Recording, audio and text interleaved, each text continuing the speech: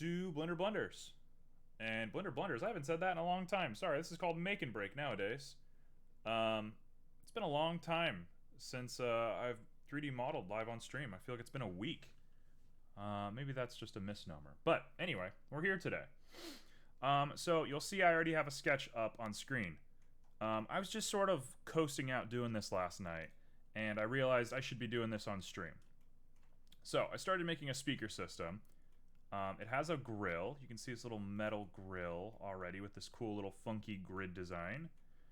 And I got a chassis with a little back on it. I mean, we've already started. So this is going to be kind of a halfsy episode, I guess. But yeah, so I'm just going to kind of plug away at this for a little bit, see what I get into, see what I feel, and we'll take it from there. So let's start by throwing on a little bit of music. There we go. Hopefully that's not too loud. It doesn't even show up on the audio mixer at all right now. Hello? Why is it so quiet?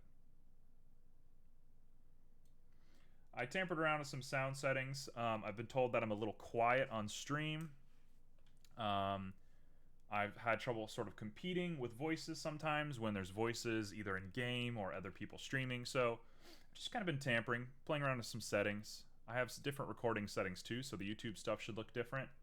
But we'll see. So let's just go ahead and jump right into this. What's next on this thing? So let me go ahead and deconstruct the layers for everybody. Oh, it keeps doing this. Put it that way. There we go. So we got the actual speaker system, which is called the grill. I'm going to change that to speaker now. Originally it was just the front panel. But yeah, so this is like the whole speaker. And then we got this back panel that's just free floating right now. And then we got two planes. One of them is wood, one of them is mesh. So if I put them on, you can see the wood. I'm not set on the wood yet, but it's decent. It looks all right for me. I was just kind of chugging away at this last night before I went to bed. What up, Simo? How's it going? And then the mesh, it's a little bit easier to see if I take the panel off. It's just a nice little clear, beautiful looking mesh. Kind of crazy looking. It's done in completely using like the alpha channel on the principled BSDF. So if I put it like this, it looks like nothing. So, you know, whatever. So primarily today, I think we're going to focus on making these guys inside of here and the big speaker at the bottom. So I'm just going to kind of jump into it. So let's see. What do we want for this little speaker guy? I think the simplest solution for us is to make a plane and rotate it 90 degrees. Kind of a normal operation for us. I'm going to work on it up here just so I can kind of look at everything while I'm doing it. I'm going to reduce it down to probably the size we want. Actually, I'm only worried about proportions. We can resize it later. Okay.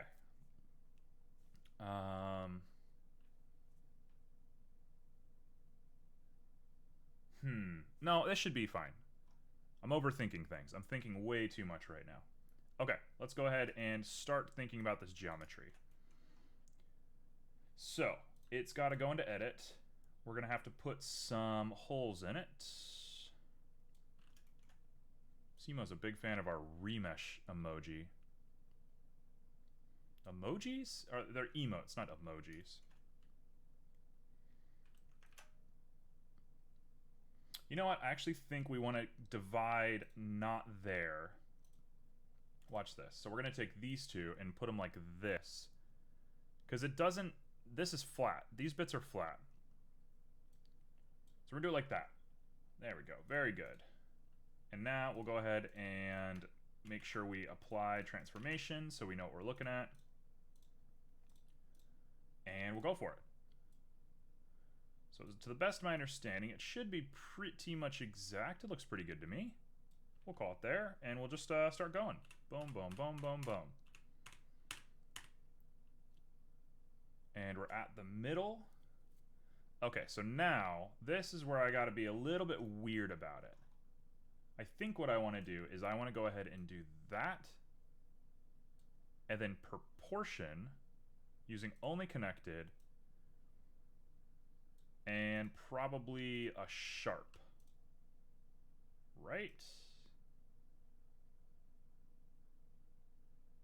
Until we get a nice little angle for ourselves.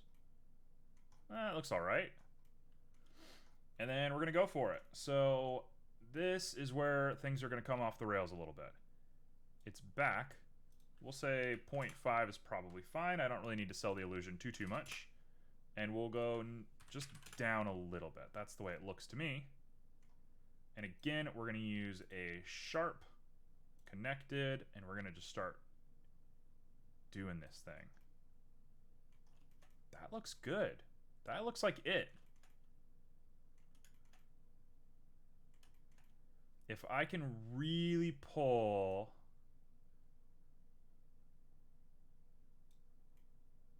You know what I think? Actually, hold on.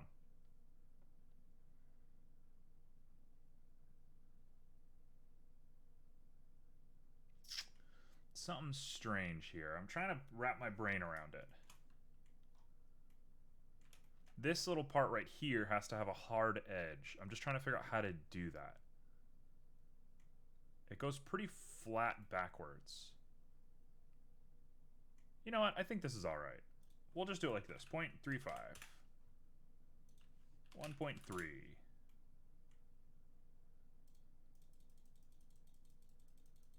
We'll say... No, we'll do 3.5. It's fine. I don't want to get too obsessed with it. There we go. And if we look, that looks perfectly fine. So now we got to make the actual speaker part at the back. But before we do that, let me make sure everything looks all right. I think I can cheat a little bit. It's not my favorite cheat in the world, but I'm going to cheat. I'm going to grab these guys and extrude along normals ever so slightly. And then I'm going to follow Simo's advice. Simo, I've been using this a lot lately, thanks to you. SY0. That's huge. That has like changed the way that I model to some degree. It doesn't look flat. Why is it not flat? Shortcuts are where it counts for sure. SY0. Oh, it worked that time. Oh, it's because I pressed right click. I understand. There we go. Now we're here. I'm probably game to remove those two sides, but I'll leave them for the time being. And then we'll go ahead and do a little bevel. We'll clamp overlap and go maximum. And we'll say, does that look good? That looks pretty good to me.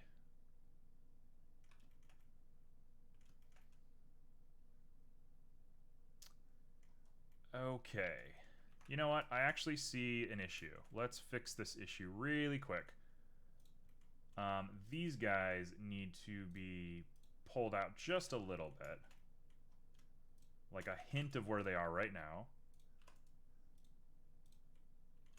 Like just the tiniest little bit. That might even be too much. Let's do 0.04. That works. And then we're going to bridge all of this. We're going to do the same thing over here. And if I see it correctly, yeah, we should be set.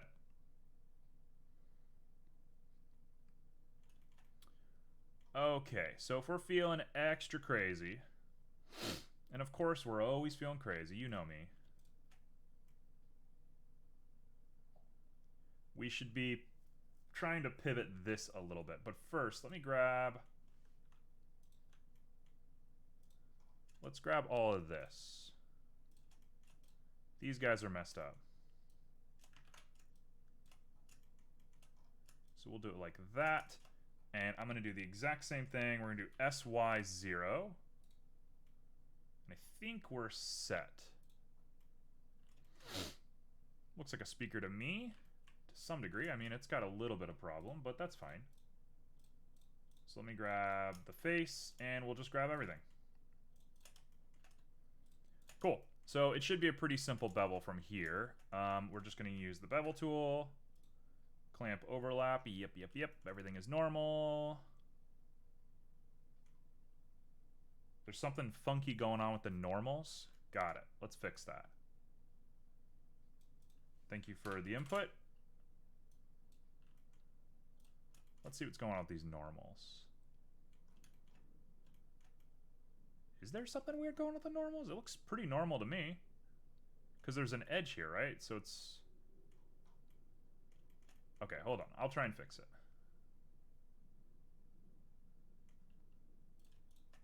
I don't think it looks that weird, but I'll trust your opinion.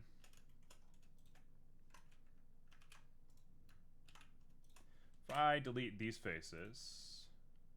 Now we only have front-facing faces, and I might just recalculate the outside since it's still an outside. Try using auto smooth. I want to hold off on auto smooth first. I think it's a little too much of a band-aid for me. I know it does the job, right? But I want to learn. I want to know why things are messing up.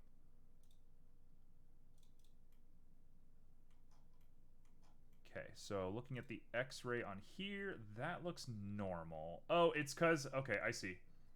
I know why the normals are messed up. You got it. It's merge by distance. We got rid of 20 vertices. It doesn't seem to have solved the problem now, did it?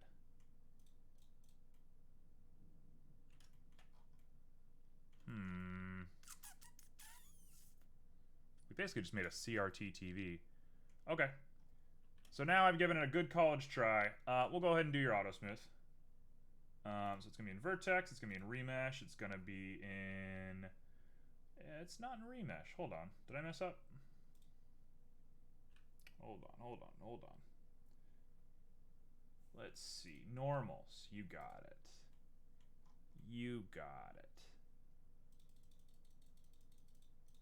Let's go ahead and do 60.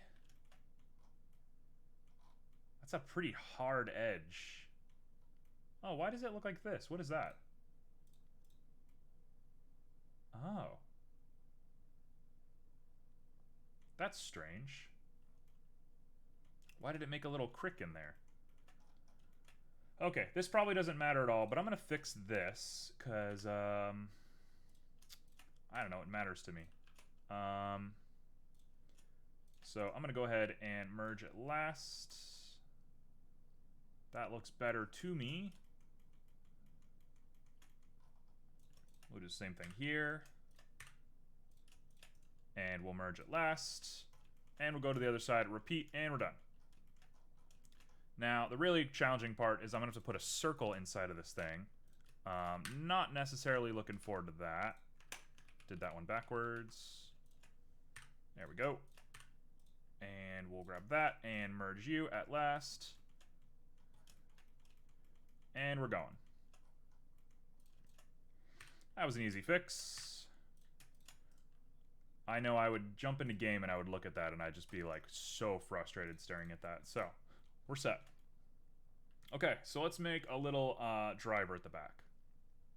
I also got to make these nails, or these little rivets. I've done a lot of those, so I'm not worried.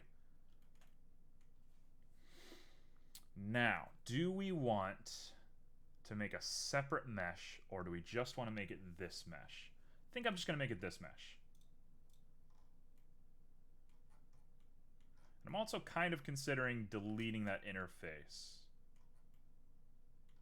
Like, I just want to sell the idea, and I think this is a little much. So let's just dissolve all that. Like, we're just trying to sell the idea. It doesn't have to be perfect, authentic, whatever, to design. Yeah, this will work. So, let's put a little circle in there. So, how are we going to do it? I'm going to grab this. We're going to inset a hole. I'm going to proportion it correctly. Maybe a little bit of an oval like that. And we're going to grab it like that.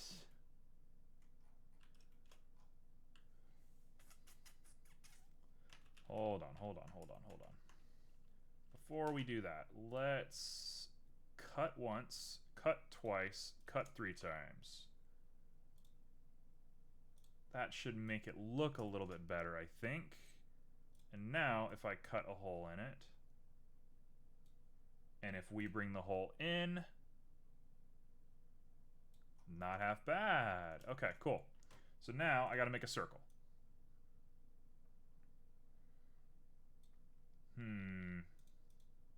This is gonna require a bit of doing. This is gonna require a bit of doing. So let's keep pushing it until we get the correct shape.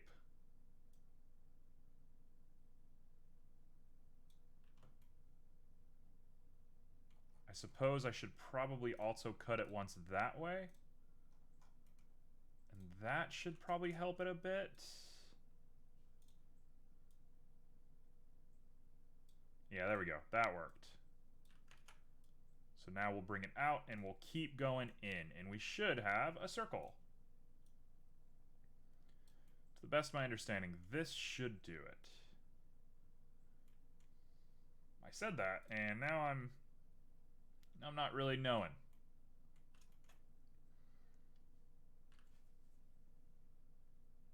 What am I missing? I'm missing something. Something's wrong here.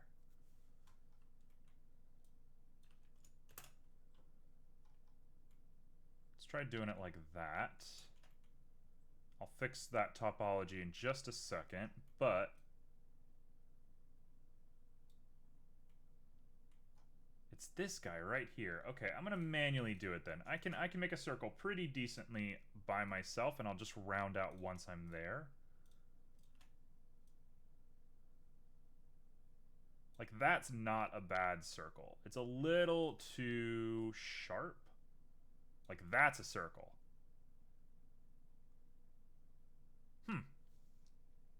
Strange. Yeah, you know what? This will work for me. I think this is a fine enough circle. Let's go ahead and pull it first. And then I'll fix the extruded face. So, now let's go ahead and round it out.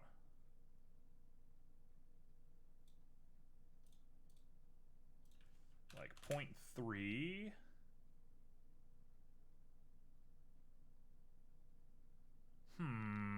It really doesn't want to comply, does it?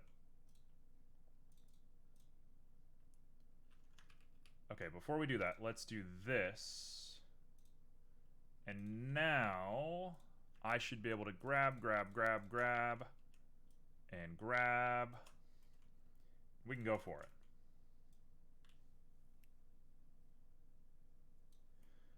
Now this can work.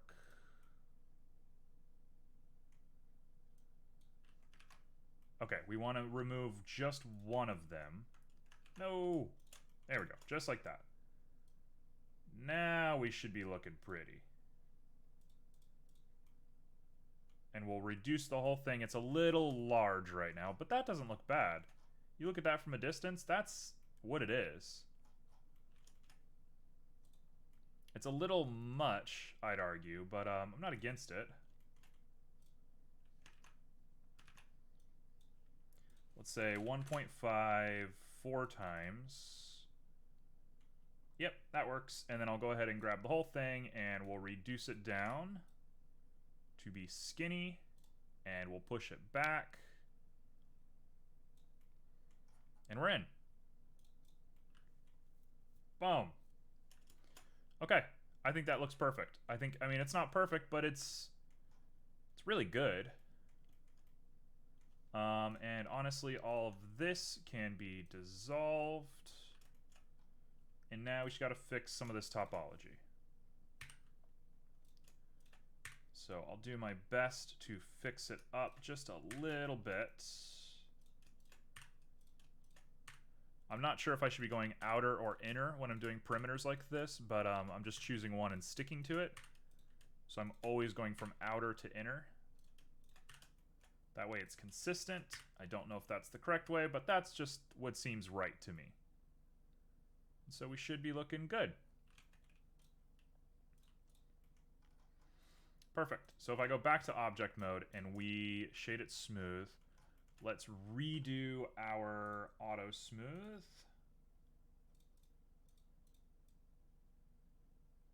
Hello? 45. Let's do 40. That face is not very good looking. How do I want to fix that? Okay, we'll go back to 60. 60 was fine, but I gotta fix this. It's this guy right here. Yep, it's these little weird guys that I gotta fix.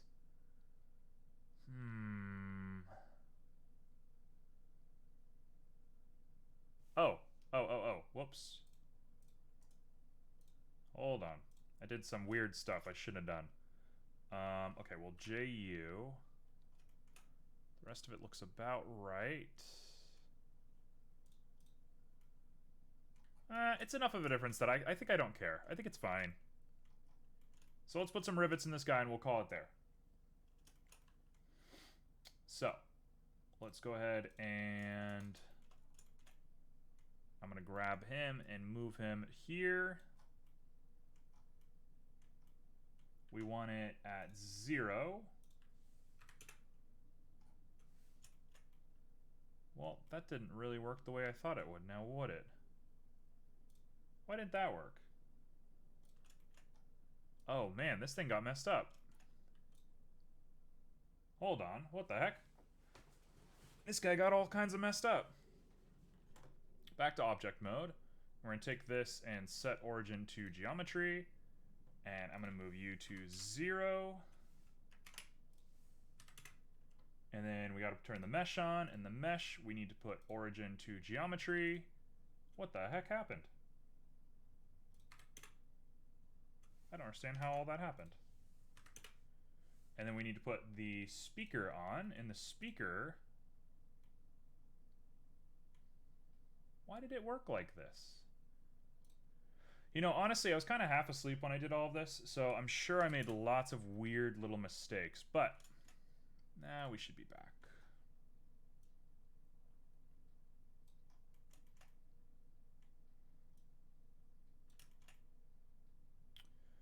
Okay, tell you what, we're going to grab this guy, and we're just going to move him just a little bit wider so that we can make sure we cover everything. Yeah, we'll call it there. That looks good. Okay, we're back to normal.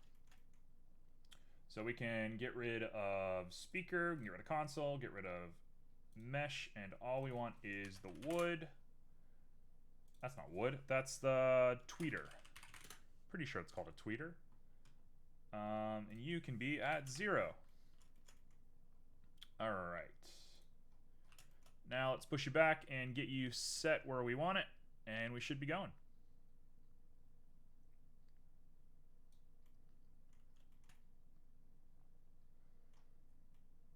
Looks pretty good to me.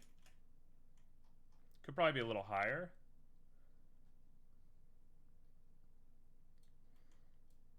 We'll say a little offset. Things are never perfect. There we go. And let's go ahead and edit this guy. And I'm not sure why the geometry is looking like this, but we'll fix that nice and easy. Let's go ahead and grab all of that and merge it last. And we'll just repeat. Repeat.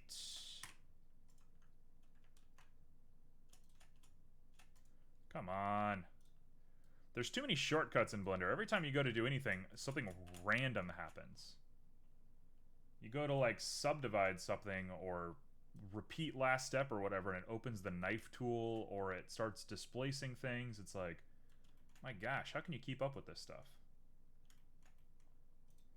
Okay, these two need to be even because it is going to look, I think you will notice it to some degree. So we're in, just like that. So I can just grab this and remove the face. We got a speaker. We're set. So if we look at our whole model, wow, you can barely see that little circle thing. But if we put everything together, looks pretty fine. It's a little big. Let's go back to our reference image. Oh, I guess it is huge. It's a big tweeter. What the heck? Okay, anyway. We'll do it like this. And let's make some little things for it. Okay, so let's add... Hey, Simo, are you here? I have a question for you. This is probably a very dumb question, but it's a question I have nonetheless. If I instance this, or if I make duplicates of it, you know, the linked objects, instead of making new objects, I'm making linked objects. If I do that here, will that port correctly, or does it make new geometry once you port it over? To whatever. Like, if I were to open this in some sort of game engine, it's not going to keep that as efficient geometry, right? It's going to remake it.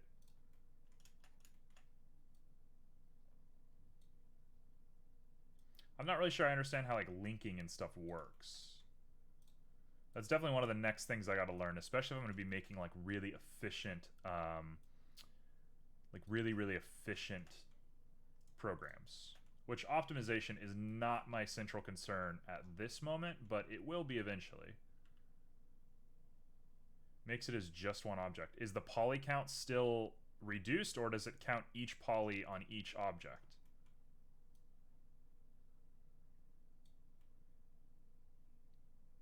Because that would be amazing. If it, like, knew how to do that, that would be awesome. Not sure, but doubt it. That's awesome. That's very cool. What a cool little program. Okay, and for the sake of my own mentality, I'm going to go ahead and edit this real quick. And I'm gonna do kind of a dumb edit. I mean, what else is new, right? I'm gonna go ahead and grab the center of it. I've been making a lot of screws and nails and stuff lately, but I have a new idea that I want to try. So check this out. Here's the idea.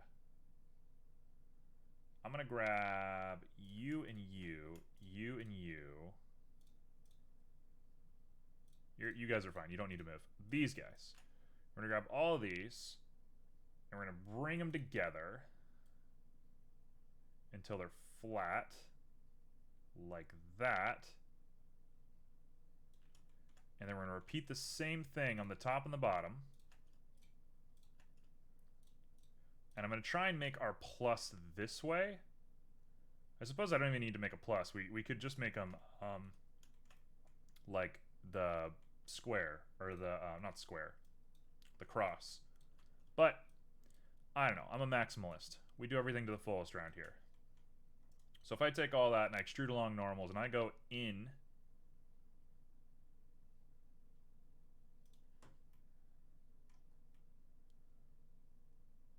the circle's a bit big, honestly. Okay, so let's take that and let's shrink this down quite a bit. And this should be good.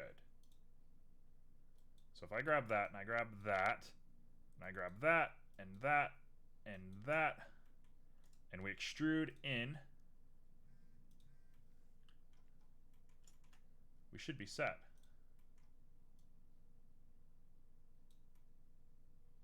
Look at that. Okay, so, I mean, that's like a pretty good screw, in my opinion. Oh, it's got a bit of weirdness to it. A bit of funk is what it's got. Okay, so let's play with this for just a second. Also, I just got a text message, which most people don't text me when I stream. Oh. I got food. Somebody brought me some food. That is lovely. That's the kind of text you want to get. Okay, so let's grab all of this.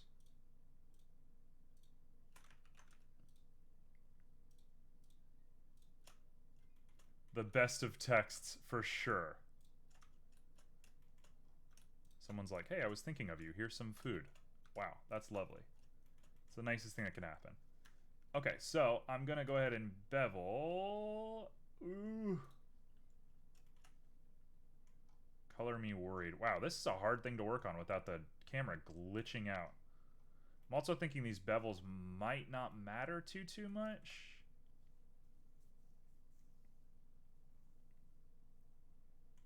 Let's see.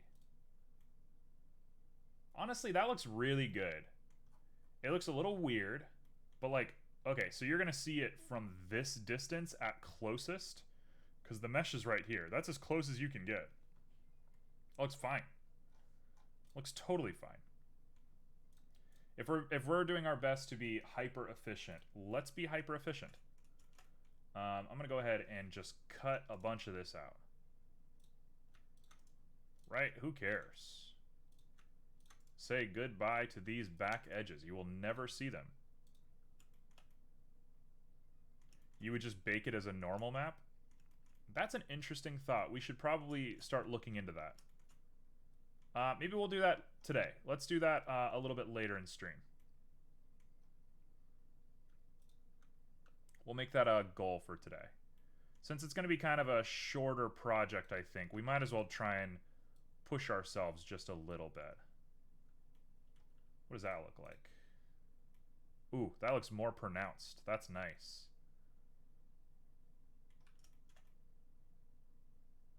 Okay, yeah, I like this. That's pretty good. Okay, so Simo wants us to bake this as a height map. I think that's an excellent idea. So let's go ahead and just double check that our geometry looks all right. And you know what? Let's just solve that problem right there. Let's just get rid of this problem. No more problem. Now they're flat edges. I can repeat this step. Yeah, we're just gonna simplify our geometry. Should I have done this in the beginning? Sure, but I didn't realize that this was gonna happen. So this is an easy fix. Look at that. Like, you will never notice that. You're never gonna notice this. I'm not even upset. We're good. Did I get a little aggressive on it? Maybe I did. Maybe, you know what? I'm psyching myself out. I like it, actually. We'll keep it. But I want to remove those ones. Sure, that works. Okay, so looking at it a little bit more, if it is a small TDL that doesn't change the silhouette of the object and it's a game object, normal map is usually the right move. Got it. I very much appreciate that wisdom. That is exactly what we're looking to kind of conjure with this whole channel. So, Simo, this is why you're always the star.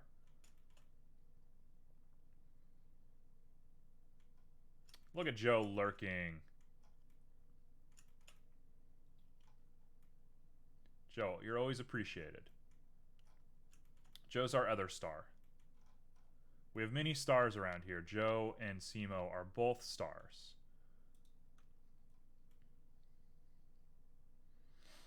I can't cut that one. That one's not going to work. Can I cut this one? Yeah, I don't think there's a problem with cutting that. Okay, cool. Now I'm getting greedy. Now I'm starting to get really greedy. I'm like, what all can I cut?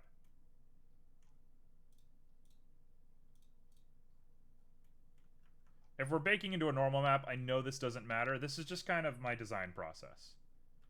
I just think about these things.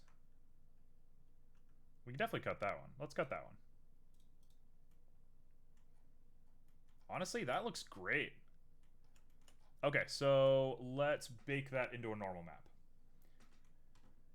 Okay, so time to learn a new process. What are we doing?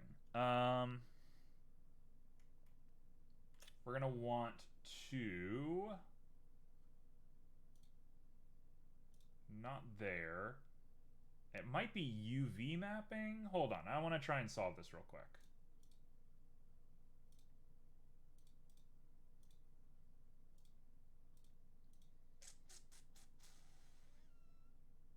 Where do we think baking a UV map would be? I'm gonna guess that it's in the UV, or a normal map.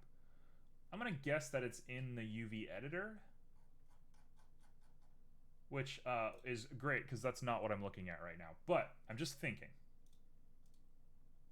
Yeah, okay, so let's try that. I'm going to go to UVs. Wow, look how far away that guy is. I'm here. We're dead on. And we're going to look at...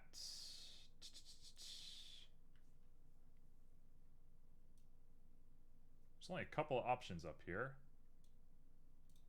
Edit.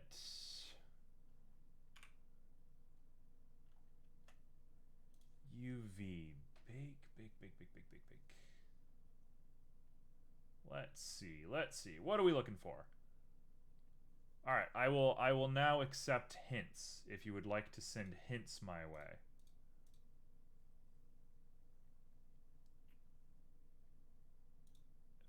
Face mesh.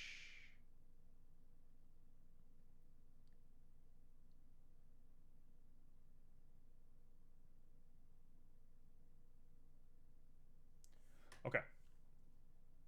I'm trying to bake the height map. Blender, bake. What did you... normal map. Sorry, not height map. Normal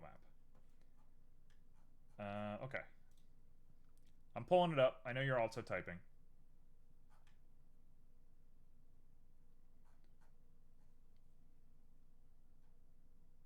To bake a normal map at high resolution in scene properties, select render engine, go to cycles, and then bake is under that. Okay. So we're going to go back to minimum. I'm going to go to scene, bake, and we want to bake just the normal map, right? Normal map, yes. And let's go for it. Baking normal maps is one of the last steps of the creation. Got it. Should I not do it now? I feel like I'm done. Or do you think I'm not done? Also, just for the sake of being a crazy person, I'm going to go ahead and do this real quick. No. No. That looks bad. It looks cute. Like, it's kind of like a cute design, but we're not going for cute. We're going for efficient. Show the mesh that you were baking the normal map to. It is just going to be this.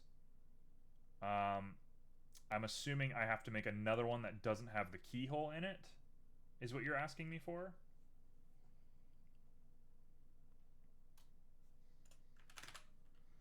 So I'm assuming the final product is going to look like... I bake that into the speaker.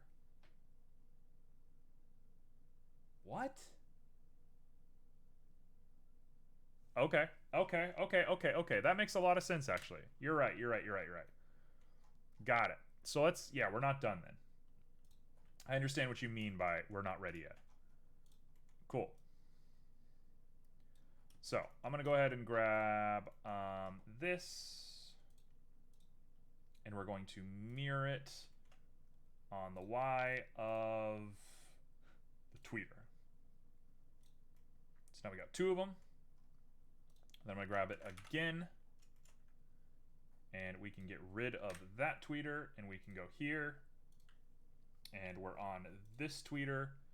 And I'm going to go all the way to the side here. Find a nice little place for it, probably about there. Got it. I was assuming that we were going to apply, we were going to put it onto a circle. Like a little tiny circle. But this is actually way more efficient. It just means that I need to use an extra little piece of data on our node array. Okay, so this should be the final result. We'll go ahead and do a little bit of tilting on them just to make them look different. I'm going to go ahead and apply those mirrors because I want to start editing them separately. So we'll do it like that. Oh, hello? What the heck? Oh, I goofed it. Okay, I understand. Hold on, hold on, hold on, hold on. I didn't think this through. We are separating by loose parts. We're going to do the same thing here. We're going to separate by loose parts. And then you need to have origin to geometry.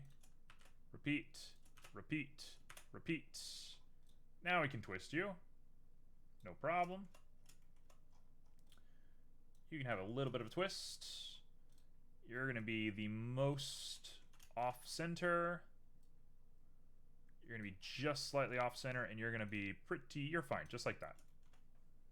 I would share a video on Discord that you can check off stream to understand normal maps and floaters. Thank you. I appreciate that. There's always more to learn. This is a never-ending thing, now is it? Every time you think you got a handle on it, it just goes forever. So, should I bake this little nub right here as a normal map? Since we're doing this, should we not just go for it? Yeah, probably. Yep. You don't have to tell me twice. Simo, this is why you're it. This is always why you're it. So, we're going to delete all of that. I'm going to grab all of that, put a face in there. We got a weird... What is that? Why is there a face that didn't come with us? Sure, we'll take it. Doesn't matter. Let's not think about it. So, how do we want to do this? Well... Thinking about this objectively, let's remove these to start with. Because we don't need to subdivide anything if we're using a height map. And now I gotta ask myself, do I want these? And I think the answer is absolutely not. They're not holding anything, they're not doing anything. What's the point? Okay. Hey, look at that. Nice, clean. We're back to basics. Bring it right back to basics. Okay, so what does a speaker look like? It's actually not shaped like a perfect circle, so we could probably use this opportunity to make a weirder shape for ourselves. So let's make ourselves a UV sphere of 50 by 50. Hopefully, I don't think that should affect the normal map at all. I think the geometry level doesn't matter because it's a 2D image. If I'm wrong, color me wrong, I guess, but I'm pretty sure of that. Okay, we have the same Z. I'm going to push it back to where we want it. We're going to squinch it down a little bit.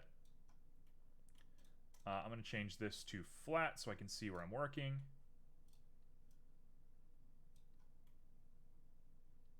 And we'll say that looks pretty good.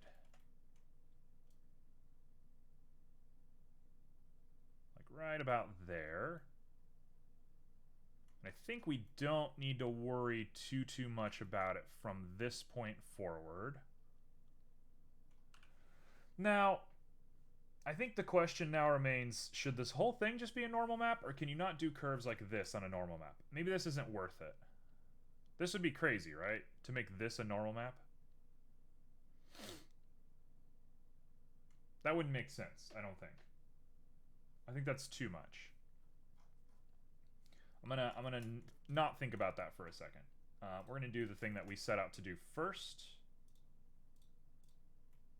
and that is poking this guy in here and lowering it down a lot until we get that shape that we want, which should be like wider than this. Tell you what, let's do it like this. I'm going to push this part back. We'll proportion it. Hey, there we go. 0.02, and we'll say 0.05. And that's it. Okay. Baking normal can be a bit of a can of worms. It can introduce a lot of things you need to learn and practice. This is one of those things Blender is pretty bad at. Honestly, you've said everything you need to say. We'll keep it as easy as possible. Okay, so let's start baking.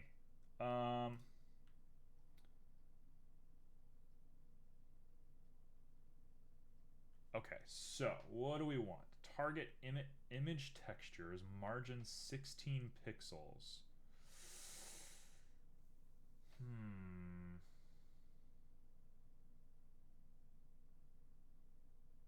Okay, hold on. Let me follow this guide for just a second. Once the system is set up for baking in 3D view, make sure both high-low resolution message are positioned correctly. I need to UV unwrap the speaker. You got it. You have got it. Okay, so we're going to UV unwrap this guy. Should I make it any different than this, or is that good? Because that looks like a pretty good unwrap to me. Yeah, it seems about decent. Should I unwrap the rest of them as well? Are they good? No need. Okay. Cool. So, looking at my guide, and also checking chat for when you give me advice. You don't need to bake the high poly, quote unquote. What does that mean? You don't need to bake the high poly. I have no clue what you mean by that. Once the system is ready for baking, make sure the object being used or positions they occupy the same space in the bake settings. Render selected to active. Click the bake button to begin. So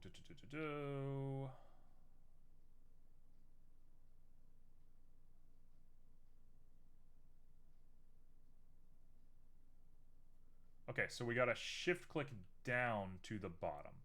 So hear me out. This could destroy stream, possibly. I don't think it's going to be the craziest thing in the world, but let's see if I can do them all at once. And this is probably going to be a mistake. So if it's a mistake, sorry. We're going to go ahead and bake. No active image found. Add a material or bake to an external file. I understand. Hold on. So it wants us to set everything up with some texture. So I'm going to call you screws. Normally there are high poly objects that you bake the surface details from to a low poly. Those screws are floaters. They are also considered high poly. So you're saying I don't need to bake them? Why not? Why would I not bake them? Wasn't that how we started this whole conversation?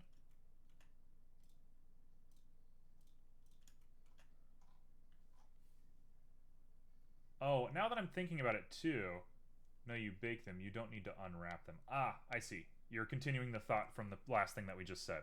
Perfect. Now, as a thought, I kind of want these to be metallic.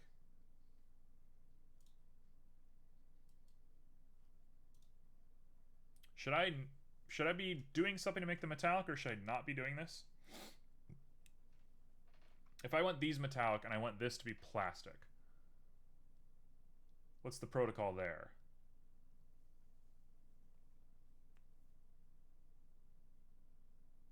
Let's just try it with this center part, because the center part is actually like really decent for us.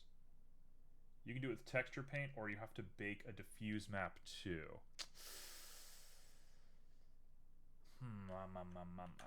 This is, yep, I see what you mean about this being a can of worms.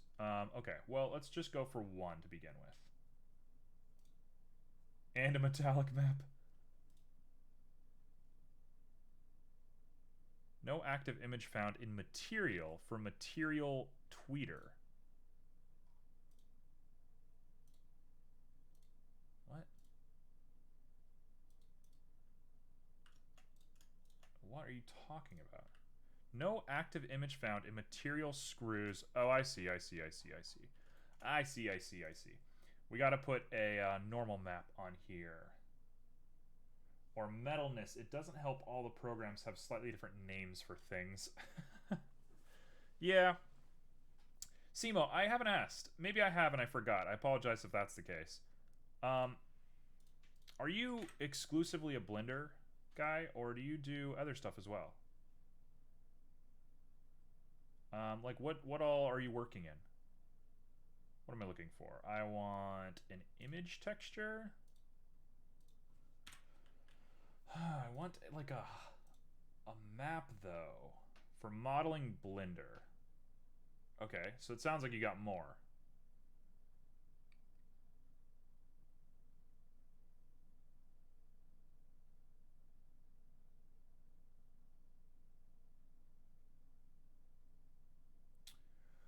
Normal. Texturing Blender and Quixel Mixer. Quixel Mixer. What is Quixel? Baking hand plane. What the heck is all this stuff? You're saying a bunch of stuff that I just don't even know what you're talking about. Okay, I know this is the wrong idea. So if I go for it. No active image found in material screws for object sphere 06. What the heck is happening? Quixel Mixer is kind of like Substance Painter. Okay, good to know. Tell you what, I'm getting a little much on this, so I'm gonna take a break from this for just a second. Epic bought them and made it free. That's okay. I can get behind that. Okay, so I'm taking a break from this. We're done with that for a second. So now, let's do this speaker. I need a break. I'm like psyching myself out. I'm doing all this weird stuff that I don't understand. So let's make a speaker. We want a icosphere, and by ico I mean UV. And we want to toss it to 90 degrees.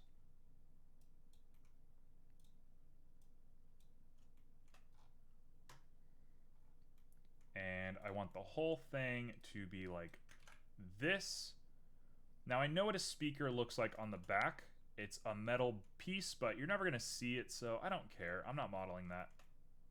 There's no reason to do that if you're not going to see it. So, let's go ahead and pop this on back.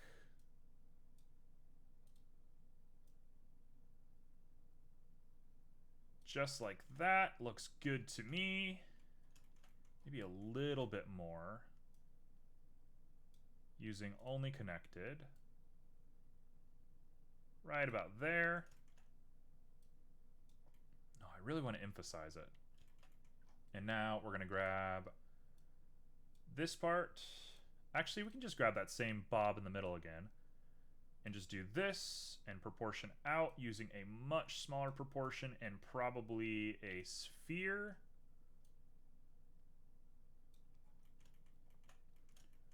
And is that right?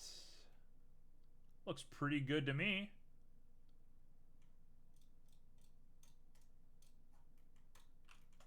That looks pretty good to me. It's a little weird on the sides there, but nothing I can't buff out.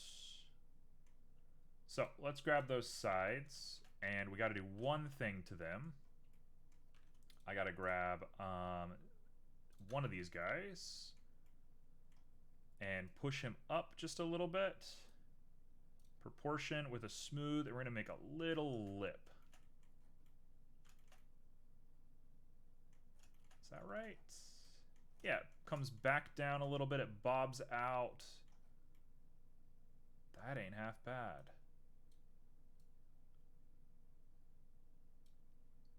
0.1 is probably exactly what we want. Cool. So we'll call it there. We'll say that's about right. And now I'm going to go ahead and do the dirty deed. And we're going to start cutting down our faces. All the way down to the back until we get what we want. Should I have cut it that hard? Hold on, hold on, hold on. Let's cut starting here.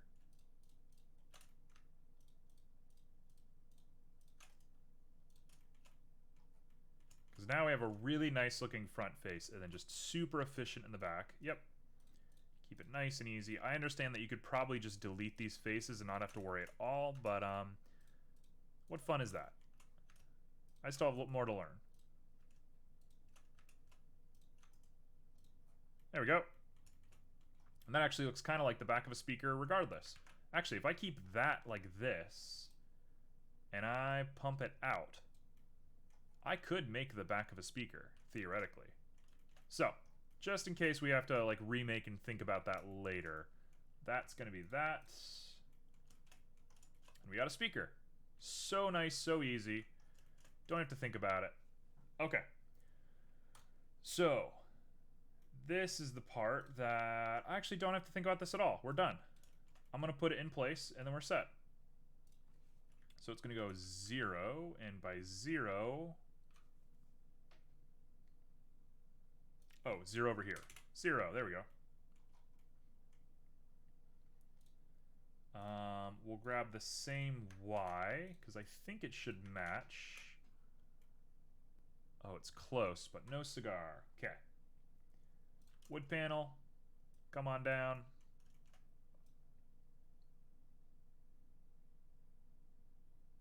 And I kind of like this little vent here, so we might take that vent for ourselves. We'll see.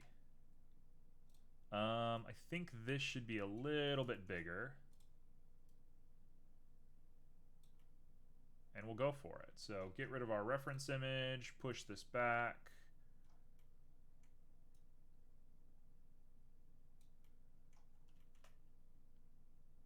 It's pretty much flushed the way that we want it to be. So cool, we're good to start editing on the wood panel. So what we really want to be doing here is like that and like this. And we want to grab the whole thing. Nope, not that. Like that. And we just want to squish it down to the size that we want. And delete the face. And we're in. We've done it. Cool.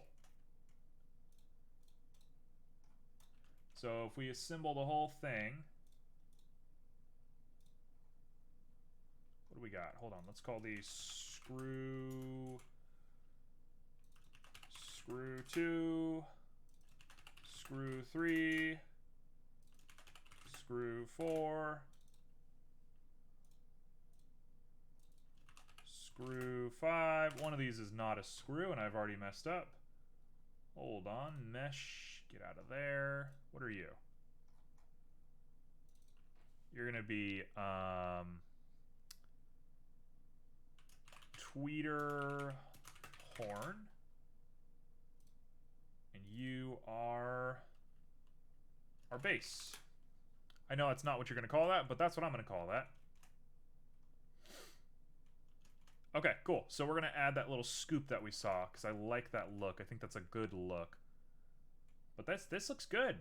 This looks real. Did you know that if you select an object in the viewport and hit F2, you can rename the objects fast? Hold on.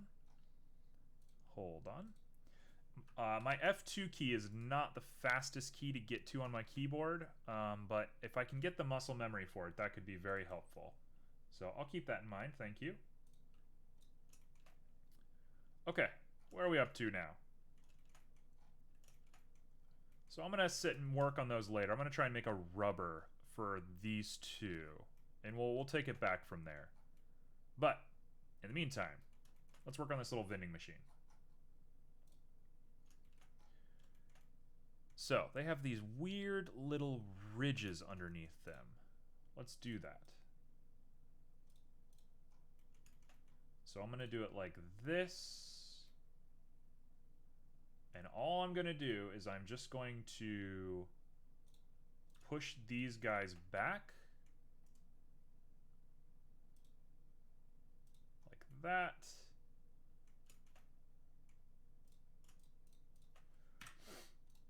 And we can assign our normal or our faces.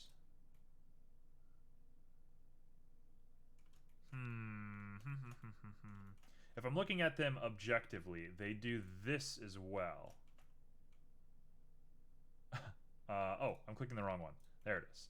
They also do this. They go like that. They have a weird little lip to them. Let's wait to do that for just a second, though, because I have a different idea that I want to start with. All right. And it is 3 o'clock. So we are making really good time. I mean, I did start with a pre-made object, to be fair. So I suppose I shouldn't be bragging that much since I did most of it before we even started the stream. But it feels good nonetheless to have an object that's set to some degree. All right, what's the geometry we want? 6 is the point where I can't tell anymore, so I think we'll take 6. And I'm just going to go up until we clamp that overlap. Should be all right. I'm going to go ahead and grab everything and merge by distance to get rid of a couple of those weird guys. And now we can pop those guys in. So let's do that. Extrude along normal.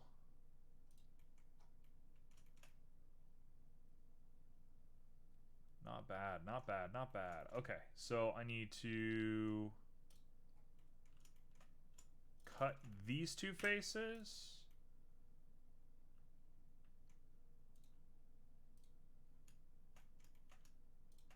And I want to push those guys down until they're even with the floor. And then we're going to rejoin the faces and we're set.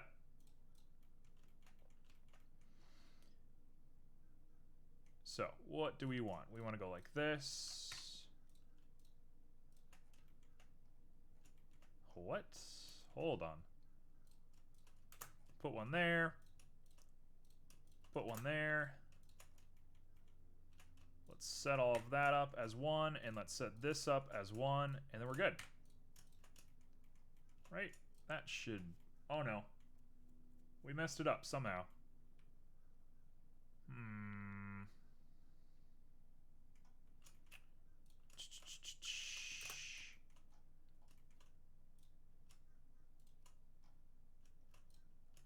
Okay, we're back. Given that today is probably going to be a little bit of a faster stream, speed sketches are probably going to be the name of the game a little bit later. So if you have ideas for speed sketches, you let me know.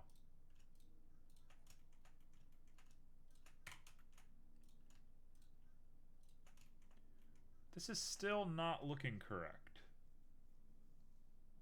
Something's really wrong here.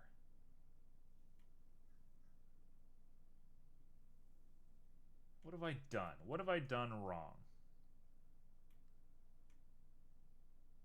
Oh, wait, no, we did it right.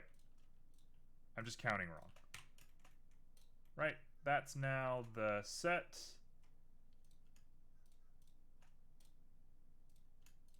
And this should do it, and then this should do it, and we should be set to go.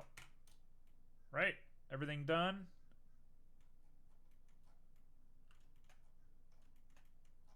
Yeah, perfect. Okay, cool. So now we've made a little dip at the bottom. I really don't love the way the bottom of this thing looks, but we're going to pretend it's not there. You're never going to see it. Could probably use a little bit of fixing on some of these edges. Let's do that real quick.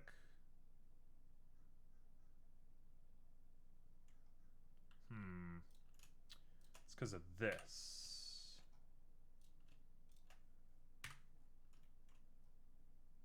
So if I go ahead and cut these guys out,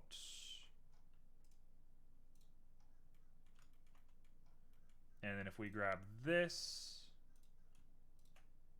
that's going to end so badly. Hold on.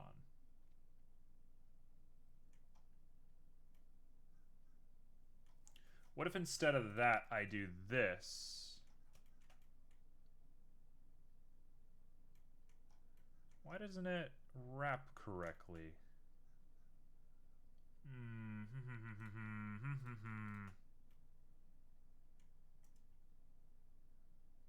We're doing some weird stuff now. Things are getting really weird. Hold on. We're mitigating some damage.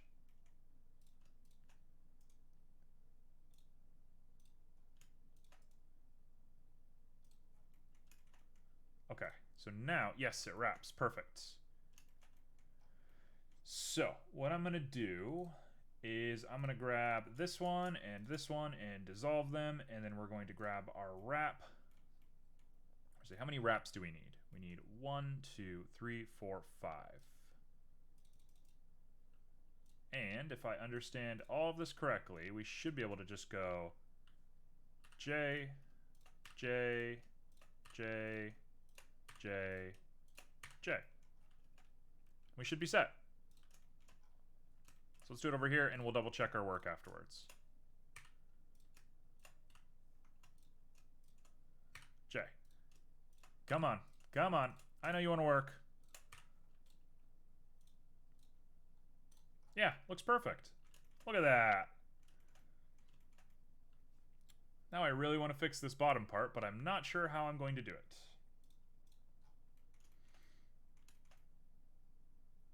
I think it might be in our best interest to go like this.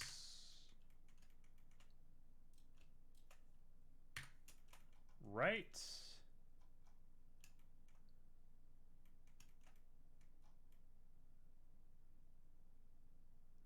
Would it hurt us at all to do this?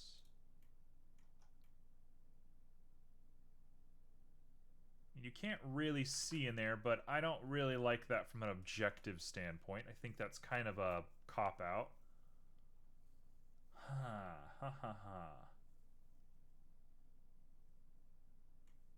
Isn't the bottom just open through the whole thing? It's not open. I'm not sure what you mean by that, but it's closed off, and you can't see inside this thing. So, I mean, theoretically, I could just delete the bottom, right? Who cares? So I think that's what we're going to do. Because I'm kind of stuck on this. And I just don't want to think about it. Like, if we delete all this, it's going to make literally no difference, except we got to keep that one little bit. The one bit that you can see. So if we do that, who cares, right? I guess.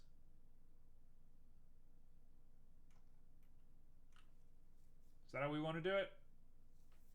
You know what? I can fix this pretty easily later. So we're going to do it like that for now. I'm going to keep it. So let's go for it. Okay, so next up, what are we working on? Something that's really important to keep in mind is this was kind of a consolation for the game. There's not really digital technology, but I really had to emphasize that music was coming from somewhere. So this is where the music is coming from.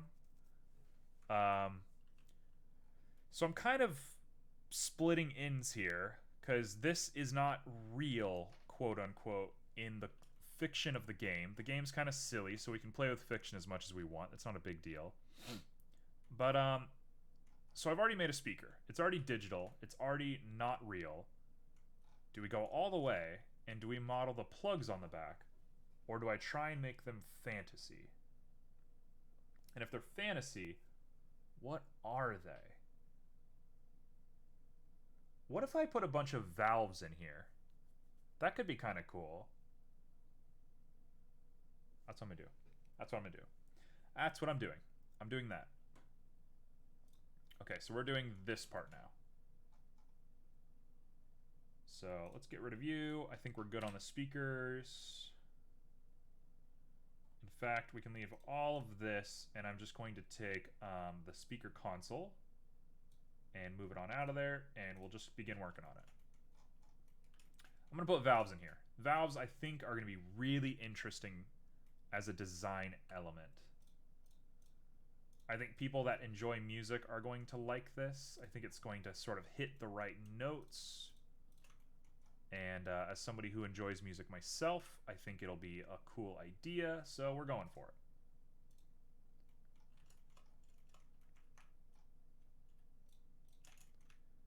Okay, we're going to dissolve all these edges.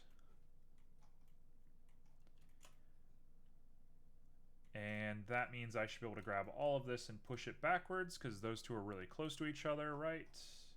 Yeah, no problem. So we're making a box. So let's look up a valve amp real quick. I'm going to go to Firefox. Here's my Firefox. Check it out. You can see the tutorial I was just looking at. And let's look at a valve amp.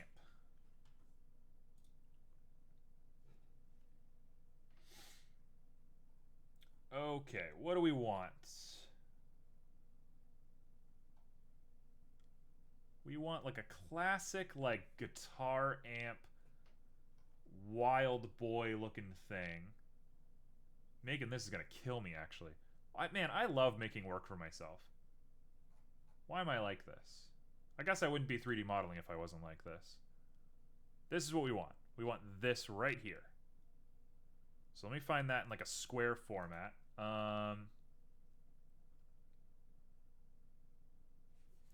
Guitar amp valves. Come on, show me one inside of a box. I need to see what it looks like. Come on. I know there's a ton of them. That's kind of what we want. That's what we want. Oh my god, this is gonna kill me. Why am I doing this? Okay, whatever. We're going for it. There we go. This is a perfect representation of what we want. That's the one I'm grabbing. We're gonna save it. We're gonna go to Blender and we're gonna open it. So let me go ahead and throw that up on screen, and I got to get into object mode before we do that. And let's throw it up on screen, and we're set.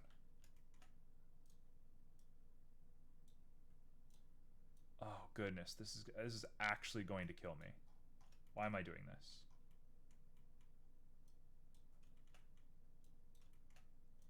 Okay, you need to be behind our image. A little bit closer. I messed up somehow. I'm not sure how I did that.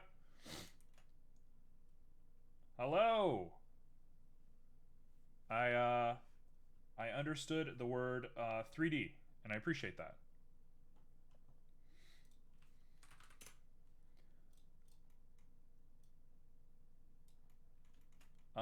Okay. So, what we want to do is make ourselves a little console here at the bottom first. So, let's do this real quick. We're going to pop in. We're going to grab all of you guys. Do we want all of that? Or do we want to grab it like this? No. Up. Proportion. There we go.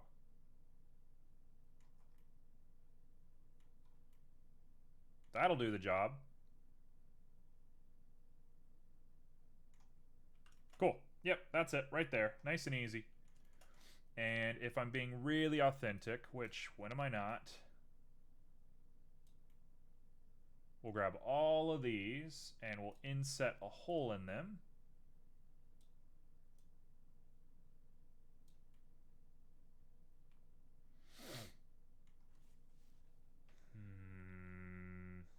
You know what? I'm going to start from scratch. I'm going to start back over from scratch real quick.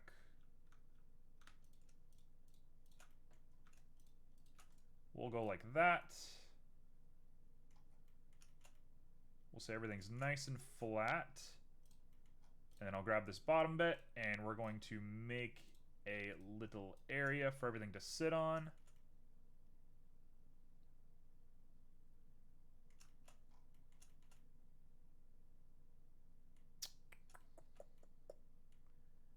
Yeah, this will work. We'll just do it like that. I'm like overthinking things. I'm thinking that we could probably do a little bit more, but there's no reason. We don't need to think that much. I wanted to like inset a hole in here, but there's no reason to be doing that. So, let's go for it. What now? So we're going to make some switches first. Let's do that. Make a switch. Okay, back to Firefox. Guitar knobs. Which ones do we like? I like these guys a lot. I'm a big fan of this stuff. And I think that's going to be easy to do. Oh, the classic. Is this copywritten? Can I do this? This isn't copywritten. This can't be copywritten. Let's go for it. If they sue a guy who 3D models this, I guess the world's screwed to begin with. So let's fight for our right. Come on. Oh, WebP, why? Hold on. I'm gonna get one more real quick. Then we're gonna do it. We're getting the Les Paul knobs. There they are. Nice and easy, simple image. It's a JPEG perfectly. I hate WebPs. WebPs, stop doing what you're doing. And we're good.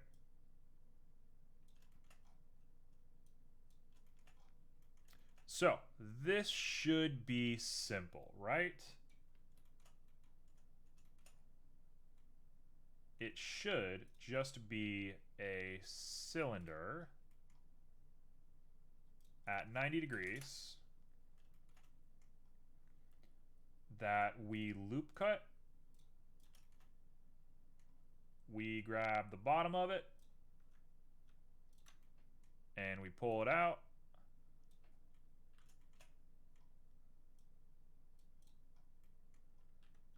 Maybe that comes out just a tiny bit. Just like that. And the top of it is clear, and then we're going to model the inside of it with a metally weird... That's the part I don't know how I'm going to do. If the whole thing's metal, I'm not that worried about it. So let's just do the whole thing metal. So I'm going to grab this whole thing, I'm going to shrink it down, and we're going to crush it like that. We're going to grab this and shrink you down just a little bit. Grab that face, bring it out just a little bit. And then I'm going to grab the whole thing and we're going to bevel it. Just a tiny bit. Look at that. Look at that beautiful little knob. That was easy. If we're feeling authentic, we could try and rearrange the back to be flat, but I'm not worried. You'll never see it.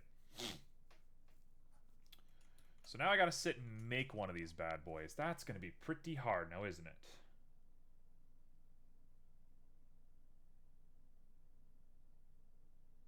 Okay, you know what? I think I can do that. We'll try that in just a second. Okay, so we're actually going to pop into Krita here in just a second, and I'll do it right now while we're here. So, get me out of that, get me out of that. Hide our camera, and let's go into UV. Probably should have done it like that. There we go. And we're going to go into Edit, Open. That's pretty good looking.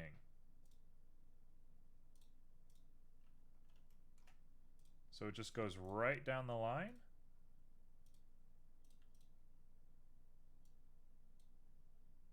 Oh, that's lovely. Yo, this is perfect. Okay, cool. So let's export this. Image. UV. Let's go ahead and export it. Export UV layout to knob, amp knob. Cool. I've saved. We got our speaker saved. We're good. Okay, time to pull up Krita. I'm going to let that load for just a second. It's not my fastest program in the world. We're going to go ahead and rearrange this while we're here.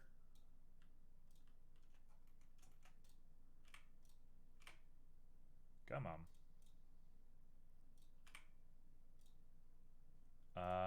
Origin to geometry. There we go. Now we're here.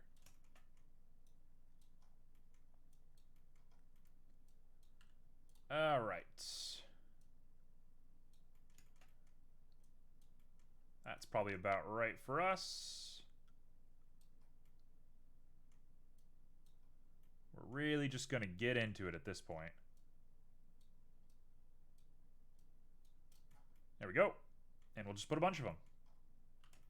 So I can go ahead and start that up. We'll do an array -2.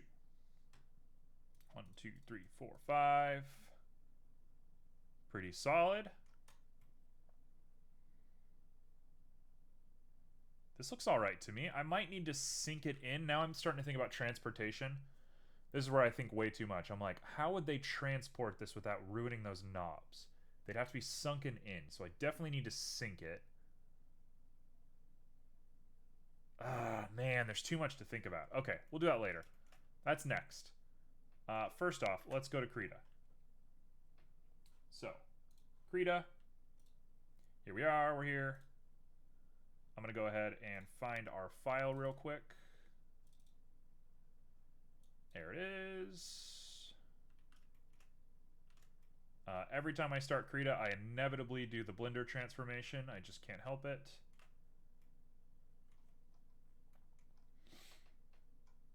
Okay. So, first things first, I like to sort of fix this layer. But since we don't need to worry about it too much, let's just hold as we are. So, first thing I'm going to do is I'm going to grab all of this right here. We're going to copy and paste. Stop. I do it every time. I can't help it. Okay. And I'm going to grab everything and scooch it up once. There we are. We're going to grab this color. This color fuzz is turned up to all the way. Nope, we don't want that. Sir, please. What the heck is happening? I messed it up. I did something wrong. Oh, I've goofed it somehow. Oh, there we go. Okay. Oh, I've messed it up. What did I do? Oh, finally. We're back.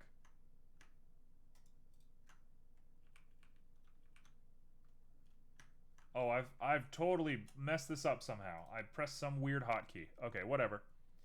We'll take it as is. I'm going to grab these guys, and we're going to saturate them as much as we can. So I'm going to go... Oh, you can't see the menus that I'm in. What? Why wouldn't it capture the menus? Well, that's a shame. You can't see what I'm doing. Okay, all I did is I darkened those lines. And now we're going to make a text box, and Krita has a method for deleting images for some reason, so I'm going to save. All right, so from left to right, we want to write 1, 2, 3, 4, 5, 6, 7, 8, 9, and 10.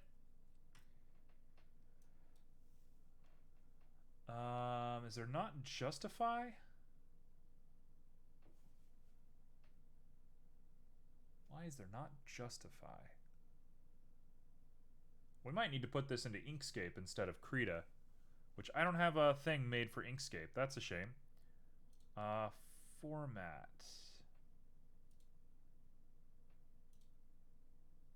Oh, this could be problematic. Okay, well, in the meantime, I'm going to select a font that we like. And I'm going to get it big. That looks pretty good to me.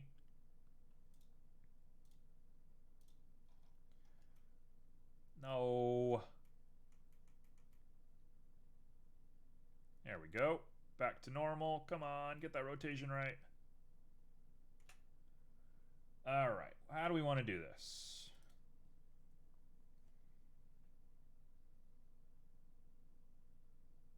Line spacing. Letter spacing. Okay, letter spacing might be the answer for us. But let's just go for it to start with.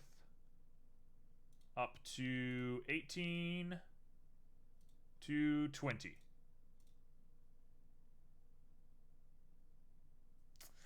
Man, I wish I could justify it. That would be very helpful to us.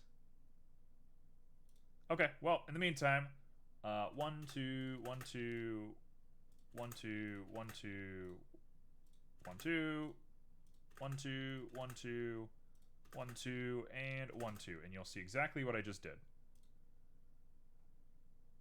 Oh, it didn't do anything. It didn't even help us. This is a yikes. Okay, to Inkscape. Hold on. Now I gotta try and fix this problem.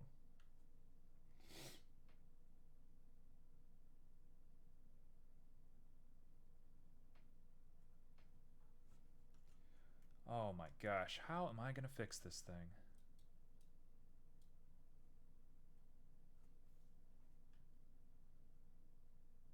Why would it work this way? Why can't you justify text? Isn't that the strangest feature in the world? Like right here, why won't it just let me... I've never heard of an editor that doesn't have justification in it.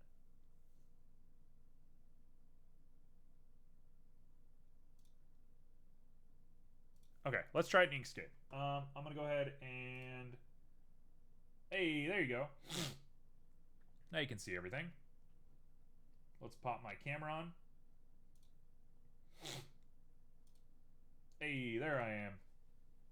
Hello, this is very unorthodox. As I sneeze. And we go for it. So, I want to pop this in here.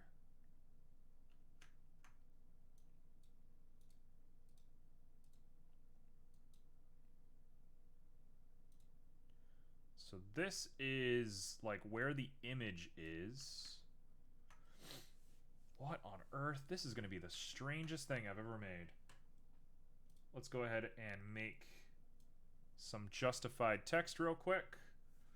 1, 2, 3, 4, 5, 6, 7, 8, 9, and 10. At least you can see it. That's all we can ever hope for. And we're going to justify it. Why? Why? Please. Okay, hold on. We're going to redo the size of this to 20. Don't do this to me.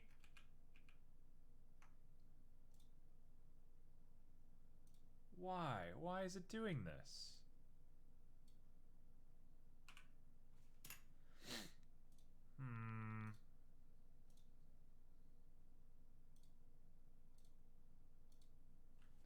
What on earth?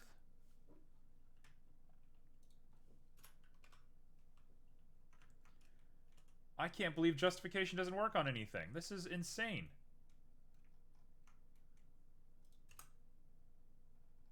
Okay, well, at least we can see what we're doing. Let's go ahead and pick a font, and then I'm just going to go for it. And you know what? It is what it is. Sometimes things work against you, and you gotta manage that. That's life. I'm going to use my font for my channel, just as kind of a little nod to what we're doing here. Affinity projects. Yep, you know.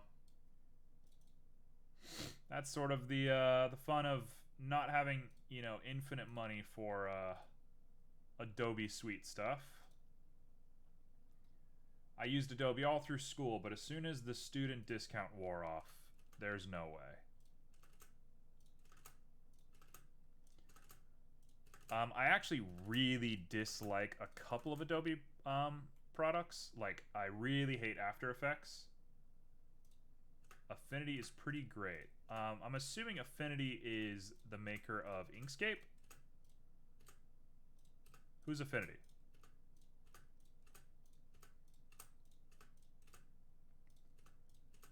Okay, so this has been a real method right here.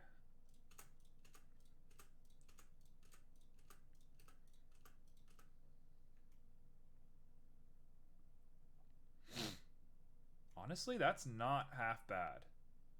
These guys are going to actually clip really close together, so I should cut one from this. 1, 2, 3, 4, 5, 6.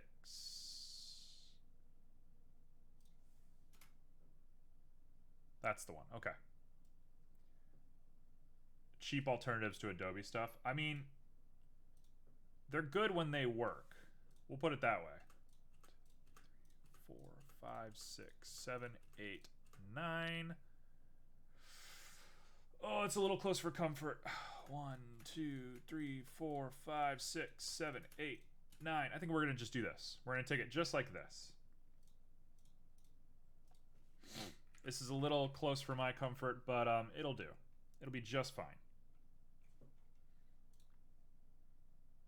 You get a permanent license for one of those for the price of a month of Creative Cloud.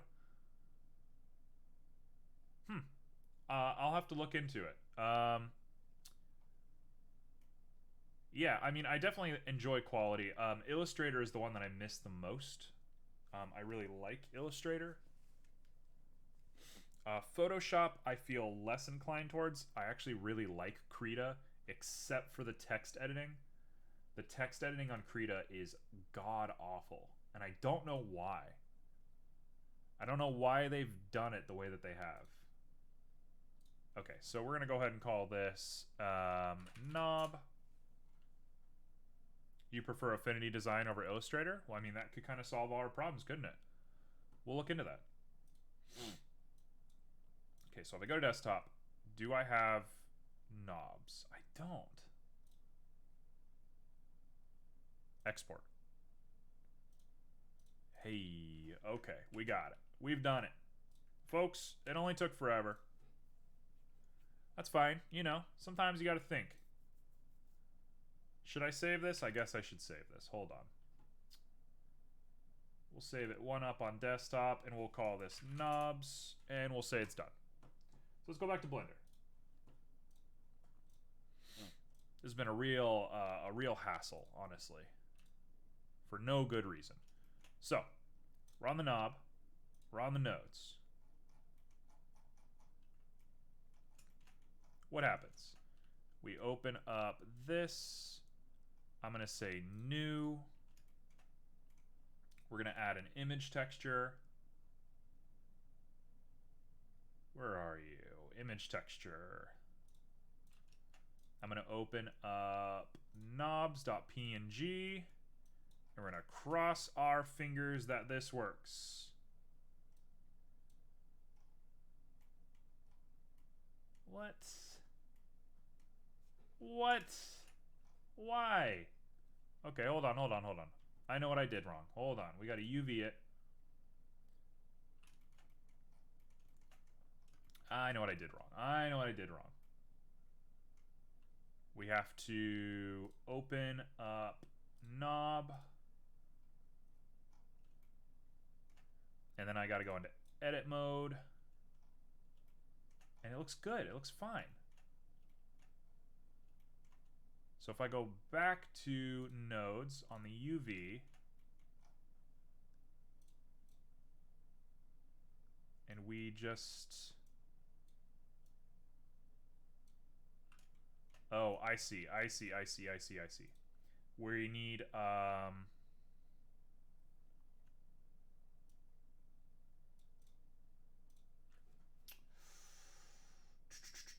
are we going to do this? Okay, we want a color ramp from gold to black.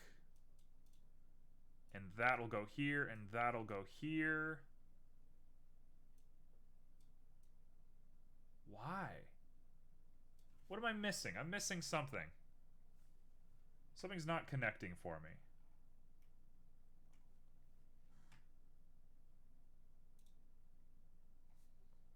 I have it set up. It's the correct dimensions.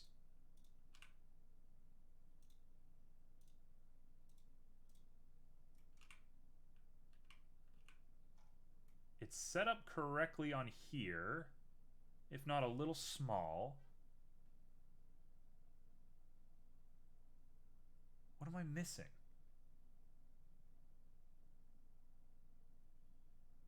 What is wrong? What is wrong with this? Save.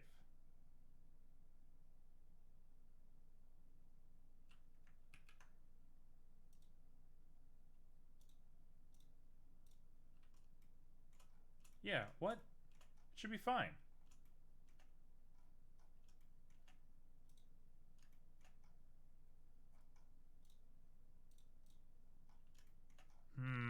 Something is very wrong. I've never seen it do this before.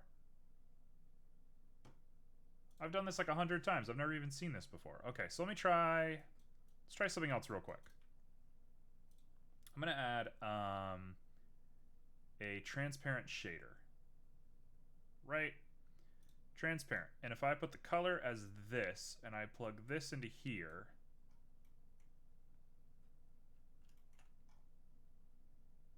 did I open the wrong PNG? No. Do you have any idea what is going on? What the heck is happening?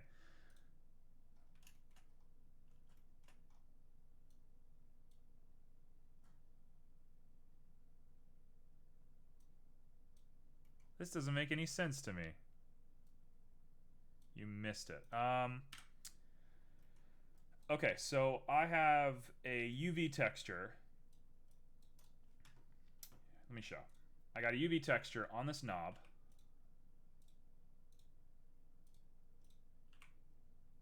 Come back, come back, come back. We got a UV texture right here. The UVs are set up correctly. They're here. No problem. We're looking at them dead on, right? I'll click just in case, just to make sure. Yeah, so one should be like right here, right? So if I go to my nodes, we have the image texture. And if I plug it into anything, it's just solid black.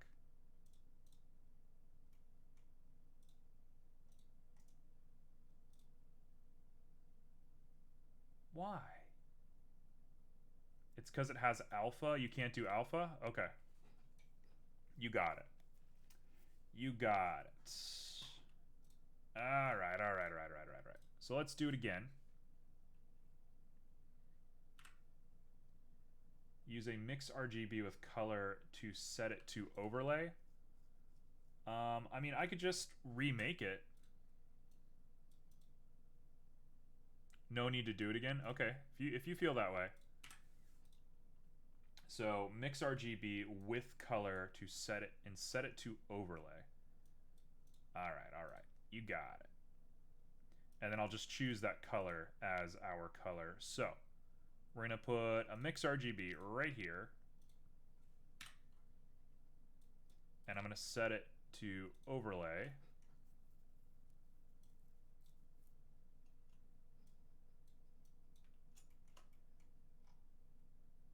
I don't know, man. It's not loving it. Or add something like that. I'm gonna remake it. We're just gonna remake it really quick. We're gonna pop right back into Krita. No harm, no foul. We're just gonna go for it. Krita takes forever to load, but that's par for the course, I guess, with my computer. I'm running a hybrid drive, which is like Not the best decision on a computer. I'll be switching to a solid state pretty soon, so we should be solving a lot of these problems soon enough. But just for the time being, we have a solid state drive. Okay, so whole thing is now white. Bada boom. I'm going to go ahead and export as knob PNG. Yep, we're replacing it. We're going for it. I'm going to leave this open just in case, and we're going to go back to Blender. And I'm going to reopen it. And if it doesn't work, I don't know what the heck is going on. Yeah, it's still black. Why? Oh, there we go. Ooh, that looks very weird. Okay, so let's grab this image. Actually, let's grab our UV without an SSD. You are lucky, my friend. It's not the most fun thing in the world, that's for sure.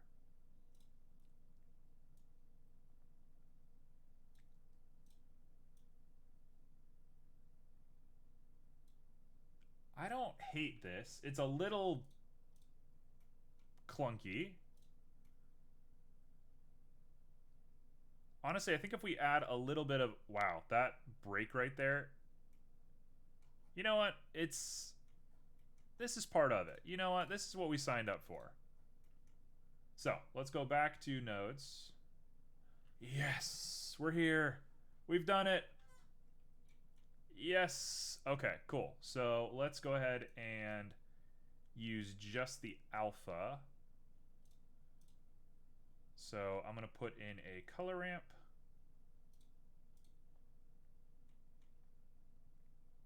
And it's just the alpha that we're using.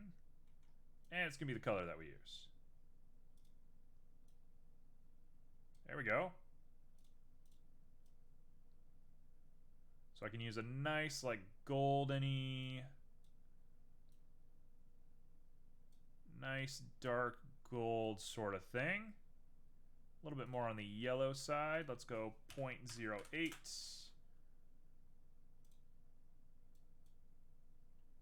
Cool. That's it. That's as good as it's going to get. We'll make it very metallic. Lower that roughness just a little bit to 0.2. They're nice and shiny. That gets the job done. And we can turn off pretty much everything else, I think. They do transmit a little bit, so I'm going to say maybe like 0.3. And the roughness is 0.1. And their alpha is 0.9. There we go. Well, that was a really long-winded way just to make a couple of little tuners here. But, you know, so we did. We did it. So, let's open up our reference images again. And say, what are we working on?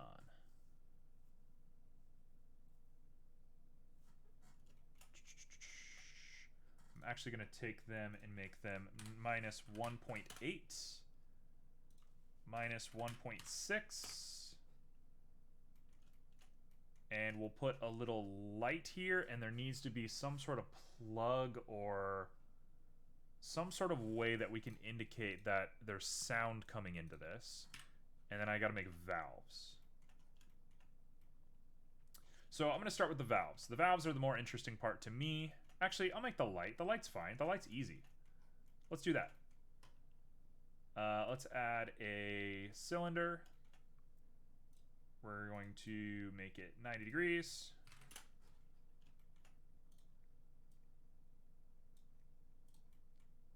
And we're going.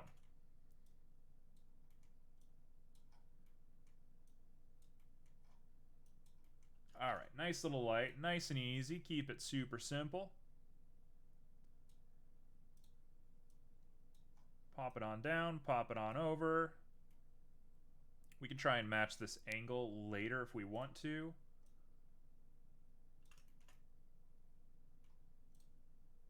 I suppose if we're doing all this, I should probably squash it a bit. like that. Cool. Now we edit. So, how are we doing this? We're going to go ahead and pop in like 8 different little rotations to this guy. And we're going to grab each face at a time and make some ridges. So, ridge number 1 is like that.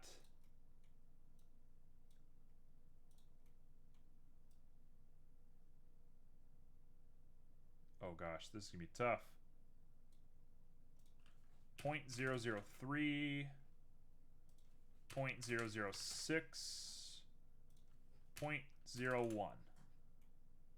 There's ridge number 1, and we'll just do 2 ridges, since it's already looking like it's going to be pretty tough to do any more than that. So 0.05, 0.05. I don't love the way that looks. 0.08, 0.08.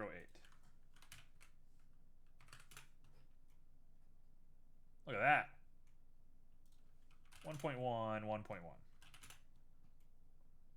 There we go. That's it. That's the one I want. That looks good. Cool. So we'll keep it like that, and I will delete this face. And now we're going to add a icosphere to 2works.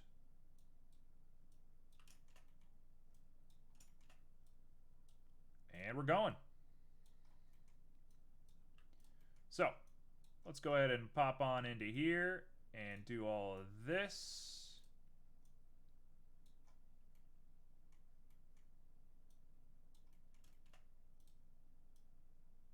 All we want is it just to fit right in there. I think the easier way to do this is just to grab all of these dimensions.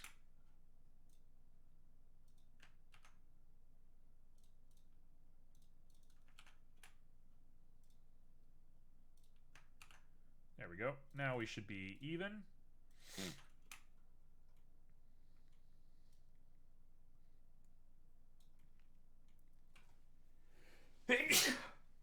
My gosh.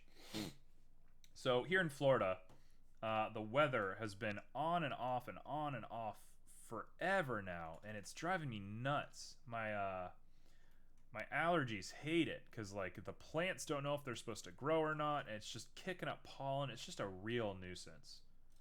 So I've been sneezing a lot lately for no good reason. All right, that's our light. So this will be console light holder, and this is going to be console lights. I'll give that some metal, and then we're going to make the other one kind of a jewel. So you are, where is it? This. I don't know why the normals are so dramatic on this whole sketch. I must have done something weird. Oh no. Okay, nope, we gotta cut that out. There we go. Chrome. I'm just gonna call you Chrome. Now you. You are... You're a weird one. 0.7. It's like a weird little jewel. Its coloration, I suppose, will be a color ramp. What are we looking for? Converter? Color ramp. Suppose we want a color ramp. What are the 2 colors that we're going to be looking at here? I think red and purple.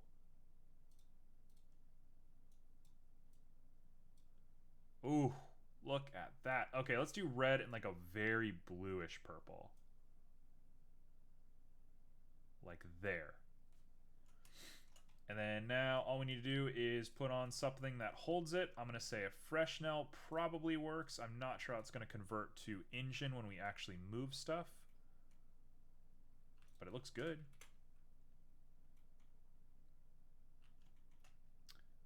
We probably want to up our roughness a little bit so that we have more of this and lower our transmission just a little bit. 0.9 will do. And I'm going to actually set it to be a little bit of an emission. But the strength is going to be really small on that. Like very, very tiny emission. And hey, that looks great.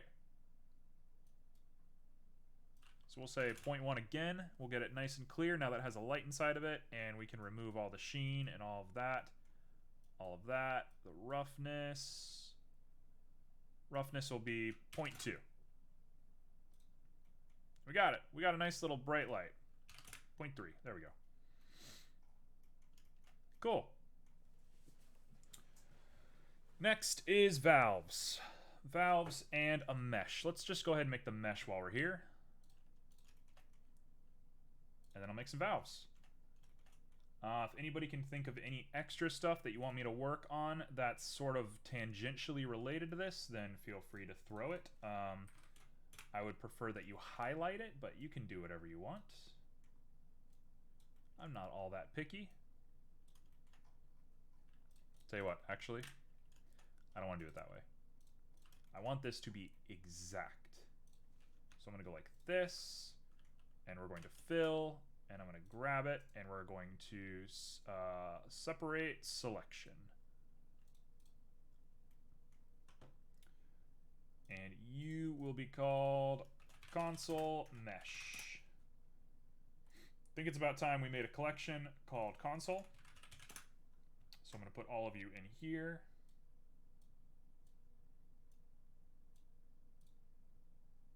You can be knobs. Perfect. Okay, so console mesh. The mesh of this guy is going to be the metal mesh. There we go. Look at that. That is lovely looking. We're starting to get something that comes together now. Okay, let's go ahead and keep on keeping on. So we want some valves and some little bricks. So let's do this. Guitar valve. Let me show you what I'm working on. We need a valve. We'll just use like a default looking kind of one.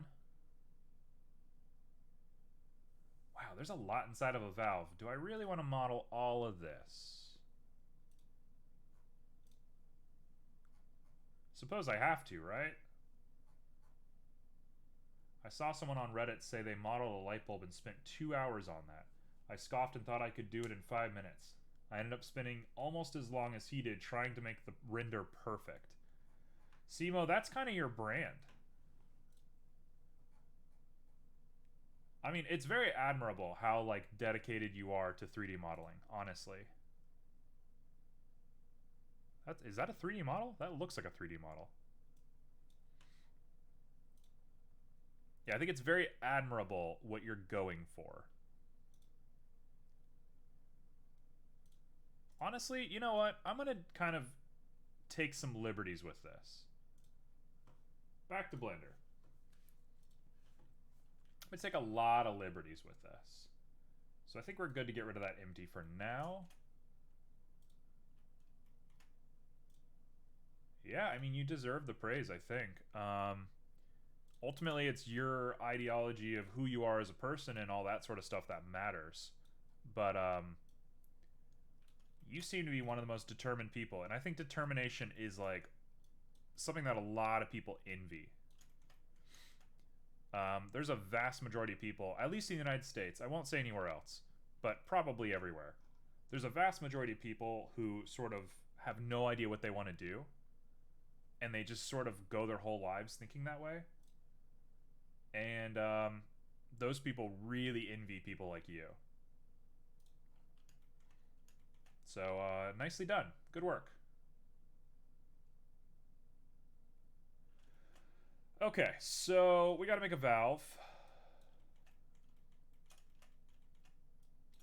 really thinking about how we're going to do this. I'm thinking we want to do this. I'm going to do something really weird. Here's my idea. Here's my idea. I mean, if it weren't for like raw creativity, I think I wouldn't really have too much to be going for in life. I think the thing that I enjoy most about myself is my creativity. I've never really been somebody who like excels at things. Instead, I've always just been very creative, which is a talent. Like, in no way am I trying to belittle creativity. Like, I'm very happy with my creativity. But if it weren't for that, there would be nothing. Like, I would not have a skill set.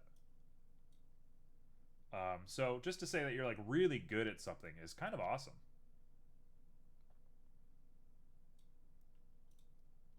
All right, so that's a valve, right? Maybe a little bit less crazy than that.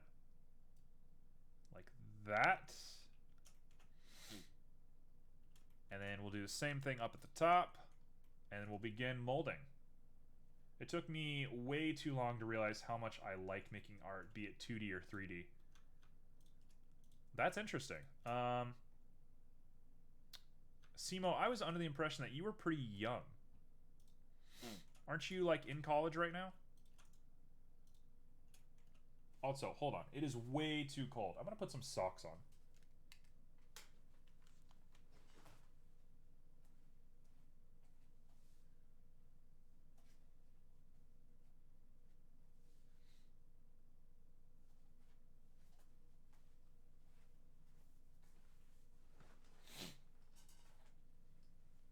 I just keep sniffling. I need something to warm me up. I just like got sick on stream. It's kind of rare. That doesn't really happen. All right. So that's Florida weather for you. Sometimes it's midday and all of a sudden it just gets really cold and you're like, what? Why? Simo is 25. I mean, you're a hell of a lot smarter than I was at 25, I'll give you that. When I was 25, so I am currently 28. What did 25 look like for me? I just started working at the worst job of my life. Very happy to be gone from that job.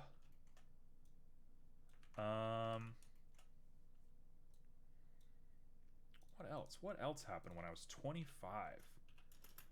I was just starting to work on my book. I had just met Lene, my current partner. Love of my life. Just met them. I mean, 25 was kind of like a beginning for me. I never remember what stage of education college is. College is university. Typically, it is 18 to 22. Like the age 18 to 22. If you go to grad school is usually 22 to 25-ish, unless you do it in a year, which I don't know. I don't really understand how grad school works because some people are just like, I'm done. And it's like, can you just be done with grad school? Like, that doesn't seem possible. All right, so we're here. We've made a mesh. We got a valve, right? So now the goal is to slowly fix this thing up because it looks a little jank right now. So I'm going to do it like this. We're going to keep it really just tight in there. My last education is comparable to college. I did my bachelor's of engineering there. Yep, that's college. That's exactly what college is. You get a bachelor's degree at the end of it. So yeah, it's literally no different.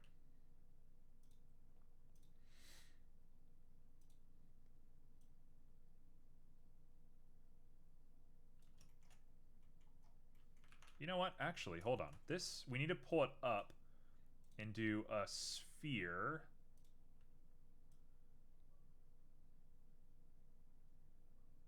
Like that. Right there's perfect. I'm going to pull it up again, and we're going to do a sharp. A sharp. Is that right? That looks a little tall. Let's go 0.25. Let's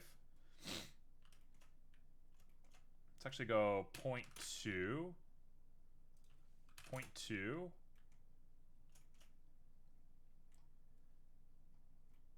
And then finally, we got to round that little top off. You know what? It's fine as is. We'll keep it like this.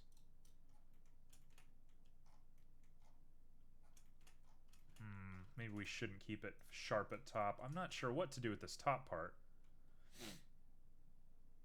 It has a weird name here. University of Applied Sciences. That's the name of the college, or that's like the name of the place that you went to? Because we have kind of strange stuff like that too. Like University of, or a Fine Arts University, or like Art Institute. You know, institute gets used instead of college sometimes, which is misleading for a lot of people because they don't actually do what you want them to do. It's kind of same here. We have a lot of weird in-betweeny sort of stuff. There's this expectation in the United States. It's probably like this everywhere. I would assume it's like this everywhere. But just to give clarification, in the US, we have there's this expectation that you can go to college at any age. You know, if you find out later in life that you want to go to college, you can go to college later. And there are specific colleges that try to brand themselves towards older audiences, or like people who missed going directly outside of high school. And they always use really weird naming conventions. And they always have very strange, like, advertisements. The education is called that, I guess, or all the same type of schools are named City University of Applied Sciences. Yeah, I mean, that doesn't sound too out of the ordinary. That sounds about right to me. It's all weird at the end of the day.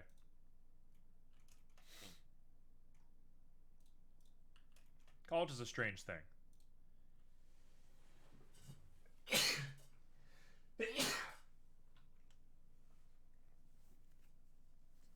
I really just got sick on stream, didn't I?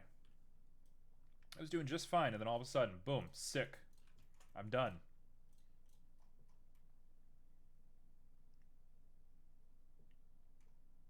Let's try really rounding out the top of this guy.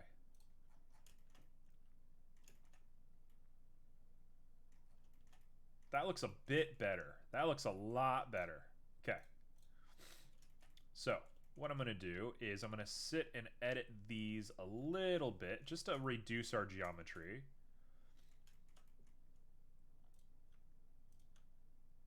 So, let's just start by dissolving some edges.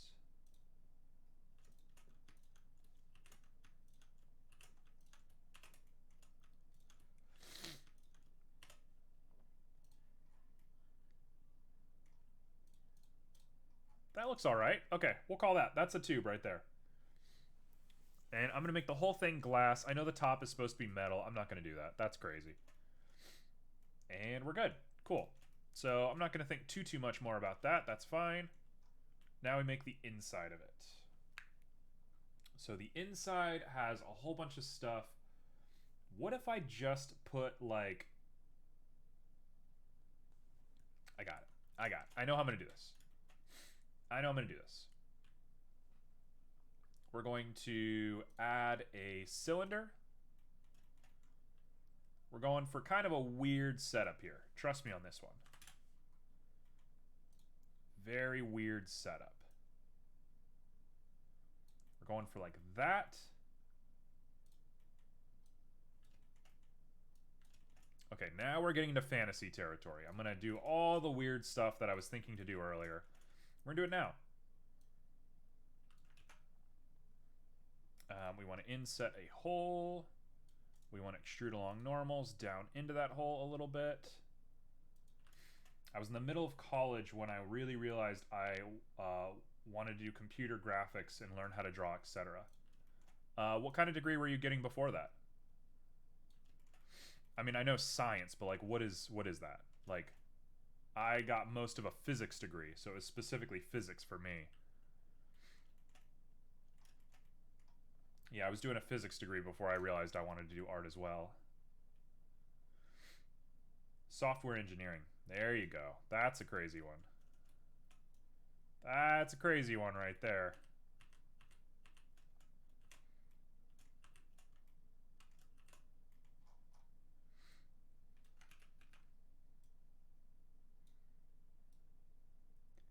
I mean, I guess it makes sense given like what you're currently doing. It's not that different.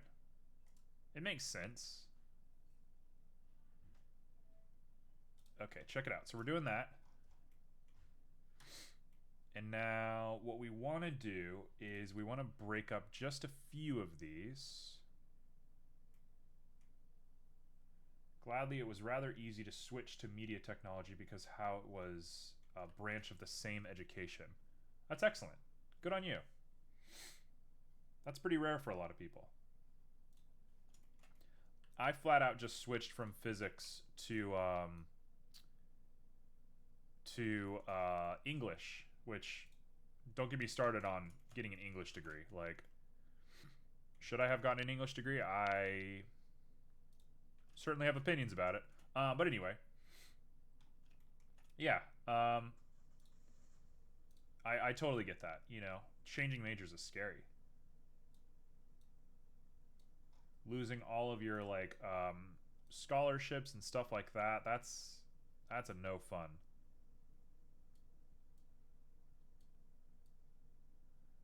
Okay, so we got one there. We're gonna go ahead and extrude that down. I probably only want a few little breaks like this. So let's keep it pretty random, I'm gonna say. So one there, one there. And we'll say that's it. This is our whole setup right here. You have free education, so not a big deal. Man. The US has a lot to learn from Scandinavia, that is for sure. Also, correct me if I'm wrong. You technically count as Scandinavia. I believe that is true.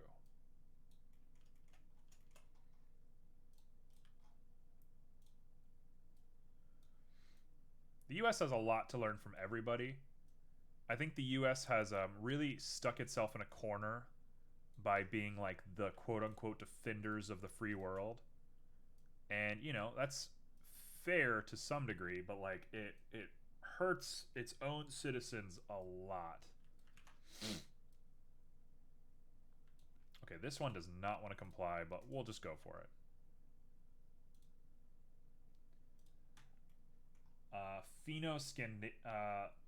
Scandia is the correct term if you include Finland. So technically we aren't Scandinavian. The more you know. Cool. I'll keep that in mind. I would have never known that. Alright, I'm hoping that I am now no longer sick. I've cured my sickness. I'm wearing warm clothing. We're done. Okay, so we have what should be a very weird looking device.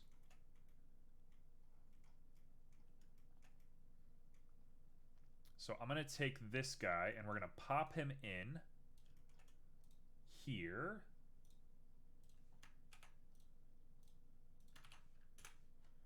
We're going to pop it right in. And if I've done everything correctly, here's how this should work. We're going to come down. We're going to shrink it until it fits.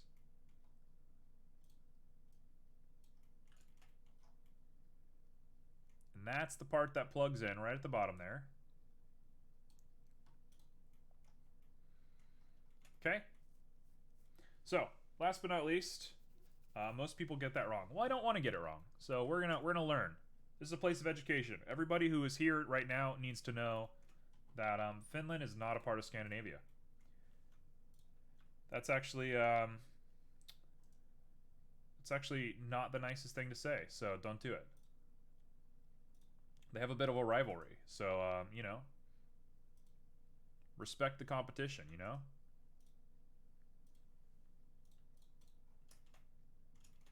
There we go. We've got it. We've got a little capacitor. Cool. And a transistor is not a capacitor, but I said it, so I'll stick with it. Okay, so last but not least, we need to make a crystal because, of course, there's going to be a crystal in it because I'm dumb and I don't have a brain that can think correctly. So, what do we want this crystal? I've never used the rock generator before. Let's try the rock generator real quick. Alright, so we want deformation level 2. 10. Detail level 10. Smooth. Okay, I'm thinking rock generator is not the way that we're going to do this. So let's remove that. Also, I made a render the other day that I posted on Instagram, and it actually did decently well, which was really nice. To everybody that, you know, liked that, thank you very much. But I did not use the rock generator, and man, it would have helped a lot if I did. Okay, is there a way that I can make this thing go crazy? Is there like a random deformation tool? Let's see. Deform. Where is deform? Laplacian deform, mesh deform. Nope, we don't want to do that. Let's do Laplacian deform. Nope, it needs a weight map.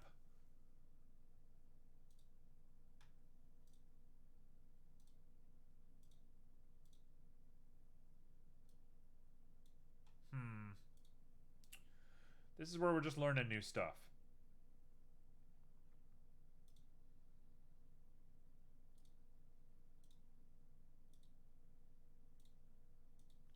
How are we going to deform this thing? Surface deform.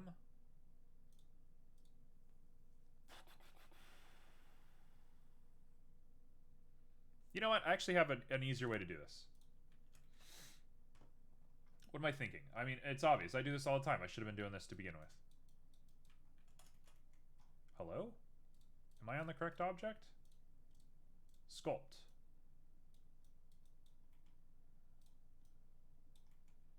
Let's go really high strength since there's basically no form to this thing.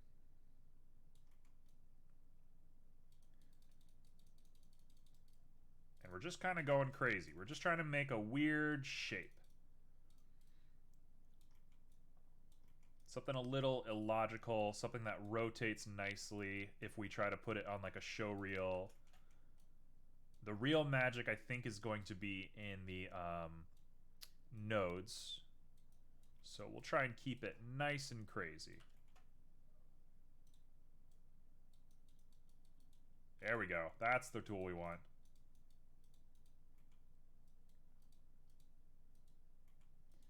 We'll get it nice and set up.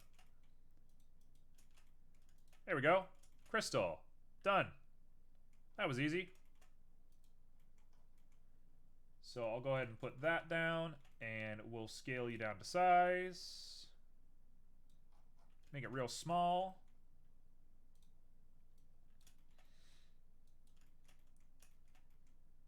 And I'm going to put you at the same dimensions as this.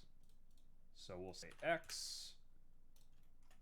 We will say Y. And now I got to fit it right in there. And say we like it like that. And that's going to be an emitter for us. It's going to be an orangey kind of color. It should be pretty clear, I think, when we see it. So let's get going on this thing. I might put little flicks of metal on the glass. Okay, I got a real idea for this. Let's do this thing. So, we're here. Let's start with this. This is going to be our valve. The valve. What's up with the valve? The valve gets... Well, it's going to be glass. It's going to have pretty much no other qualities other than the glass.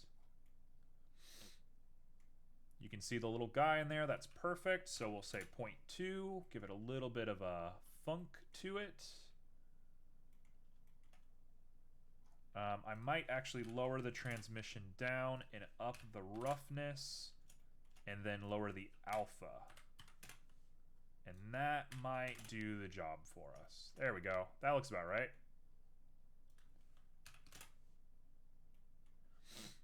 Cool. Very cool. Very cool. Okay. So we're going to throw on a Verneuil. Here's how we're going to do this. I'm going to put on a Verneuil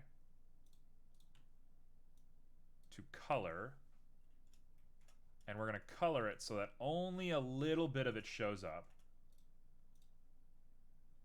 3D is good. Is that smooth shaded or are the normals just weird?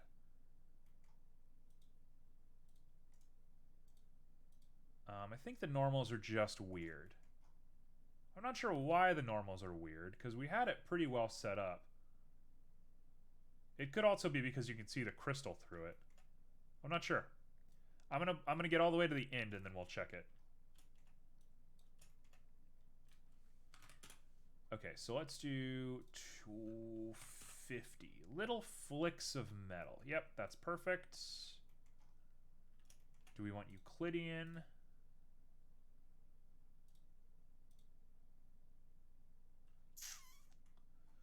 Let's try it first. Let's see what this looks like. We want a color ramp. And we want it to be constant.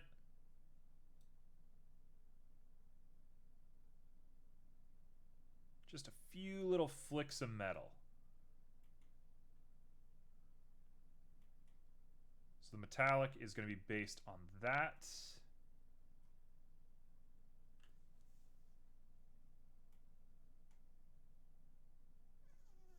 Oh no, I've done this backwards somehow. 0.3. There we go. There we go. That looks fine. Perfect. Cool. So now I just got to choose the color. No, wait. I've still done it backwards. Hold on. We've still messed up. We want little flicks of like gold foil. And the foil needs to be like golden.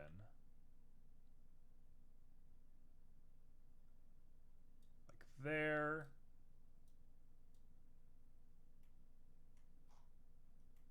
They're not showing up as gold, are they? There we go.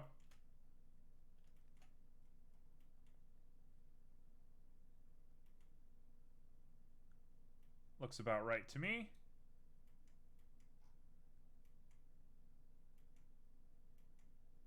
So I'm going to lower the scale a little bit. 75. I'm going to lower how many of them there are.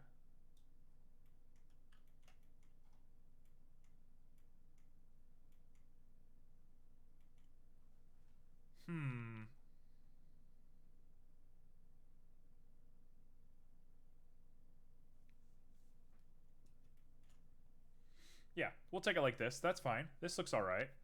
I'll come back to it in just a second when we're done. So this guy, we're going to give him valve. We're going to copy the valve. We're going to unplug all of this, and we're going to grab this color right here. Its metallic is complete. Its roughness is 0.1-ish. It looks a little weird. Why does it look so weird? Is it just because there's little flicks on it? Or like, what is that? I'm not sure I understand what's going on there. Oh, the transmission's on it. There we go. Now it looks gold. Perfect.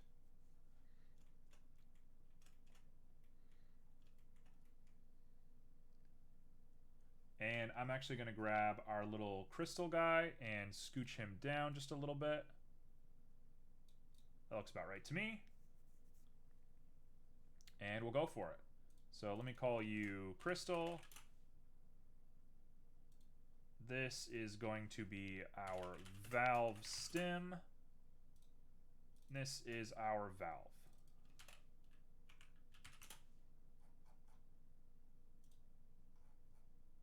Sure, that'll work. Okay, let's grab the crystal.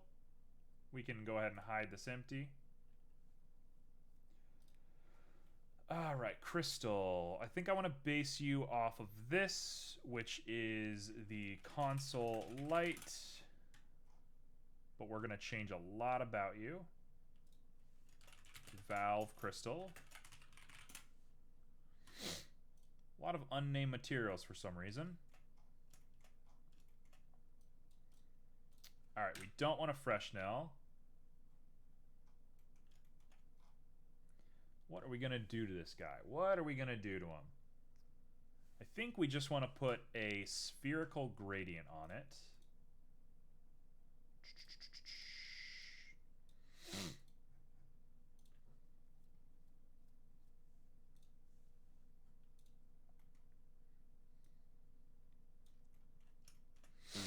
Well, that looks a little weird. Why did it do that? All right, we'll go with that. That's fine. And it's going to be like a brilliant sort of orange with a warmer, dark, reddish orange at the bottom. And it should be...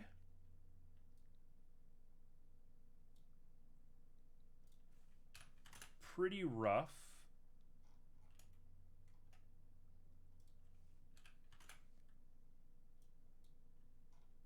Let's see. What are we looking at here?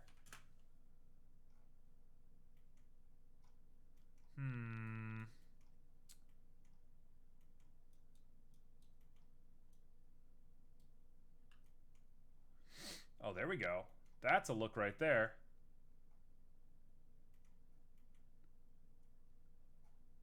Take a step back. Is that right? Is that what we want?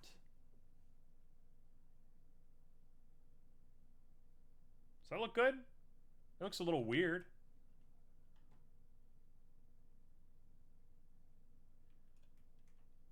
You know what? I think I want to mess with this a little bit.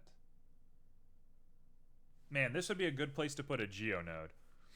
If I knew geonodes, this is what I would do with them.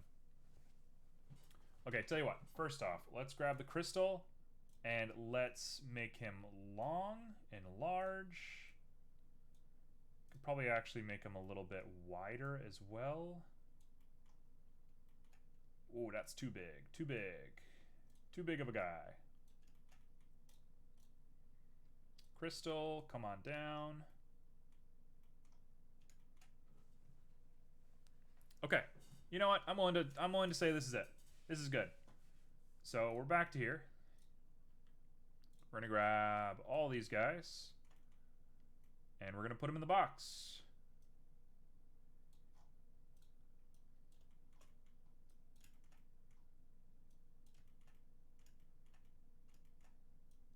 So it should just fit right in there.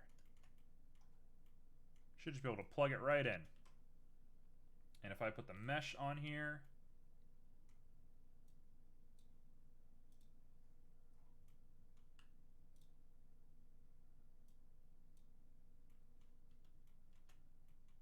does that look all right? It's a little crazy looking. I think I might have kind of lost the idea a little bit through here. Which, you know, par for the course, I guess.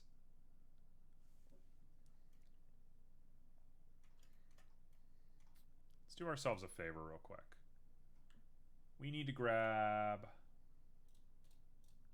Let's grab this. Let's grab this box. Let's scooch him on back. Let's give him some room. Get rid of the mesh. We're going to grab all of the valve stuff. And we're going to rearrange you.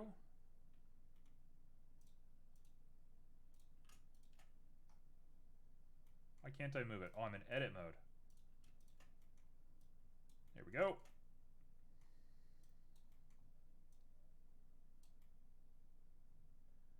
Okay, that looks all right. We can live with this. So, we're going to go ahead and make a new collection called Valves. We're going to put all that stuff in here. And we're going to just go for it.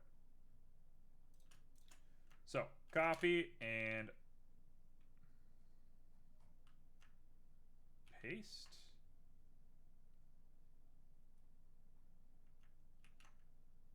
What? Hello? Copy, paste. There we go. Copy, paste.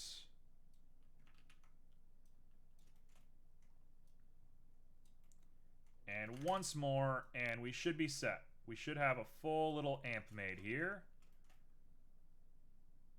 Little candles. Oh, I can melt a candle on top of this thing too. That's exactly what I should do. Okay, that's gonna be next. We're gonna make a candle. Man, this is getting out of hand, isn't it?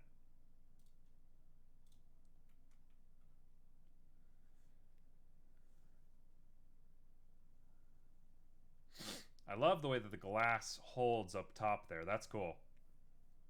So I'm really gonna have to sit and simplify all of this. There's gonna be a lot of fixing to do on this guy, but for the time being, it's fine. So let's grab a crystal. We'll grab you. You're fine. I'm going to shrink you down. And we're going to rotate you in kind of a random direction. And then I'm going to copy him. And we're going to put another one above you that is way smaller. And we're going to extrude this guy in all kinds of weird ways.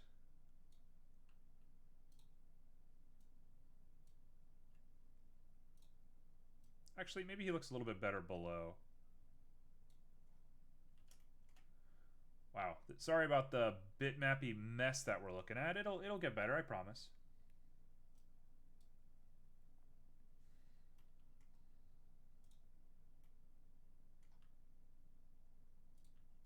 There we go. That's not half bad. Next up, we're going to do you, and you just need to be rotated that way. And just a little bit of squishing. Just like that. And last but not least, we got you. I'm going to make you really tall, really skinny. We're going to tilt you just a little to the side and give you a full rotation. And these are our valves. So we're going to let those load. Those look fine. If I'm feeling extra crazy, I guess I'll grab this guy. Hold on. Grab him. And we'll just nudge it out just a little bit and do a little bit of extra editing to you.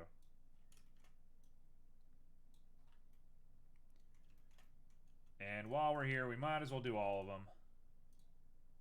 So I'll just nudge you around just a little bit. Let's do this extra little baby one. We're cruising.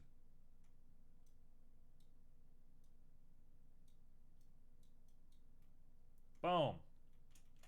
We've done it. Okay, now what? Now what is the job? What did I say I was going to do? I was going to do something crazy. I was going to melt candles on top of this thing. Why do I speak? Why do I allow myself to do this stuff? Okay, sure. So we got the mesh back up. We can get rid of our reference image. What is this reference image? We can get rid of that one. I'm going to fix this up a little bit later, but I don't want to super work on that too much longer. Oh, we didn't do these meshes. Let's fix that. Okay, so we're back to speaker. Base. What happens if I give the base black plastic? It actually looks pretty decent. But for the sake of everything, I'm going to make like a plastic. Like a full-on plastic. Or like a rubber, I mean. Rubber.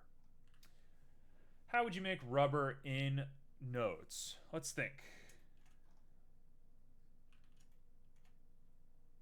Sheen, I think, is the big answer.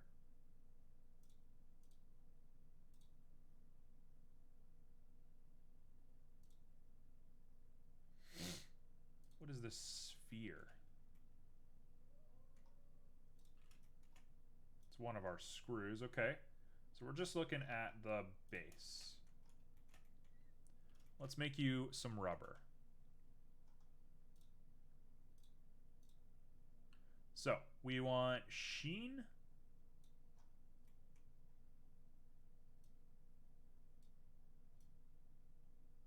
Oh yeah, that's rubber. Clear coat. No clear coat. Add small noise as a bump map. Okay, so question about that. If I put that to displacement, that can't be exported correctly? So, I mean, I'm guessing. But, so I want to do it to normal, right? We want to take a noise. Yes. Okay. Good to know. I'm learning. Really, really small.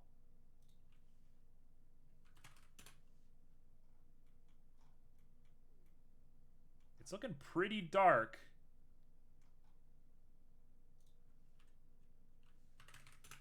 How do I keep it from being so dark?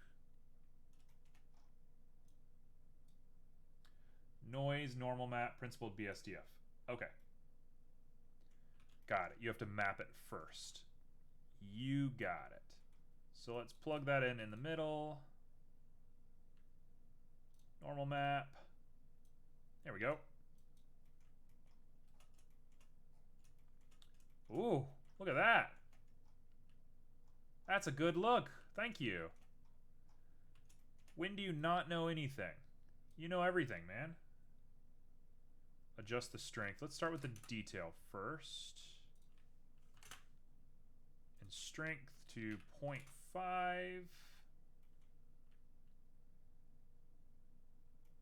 You meant bump map? Okay, we'll do that. No worries. Bump. It's weird that they call this stuff a bunch of different stuff. Is it strength?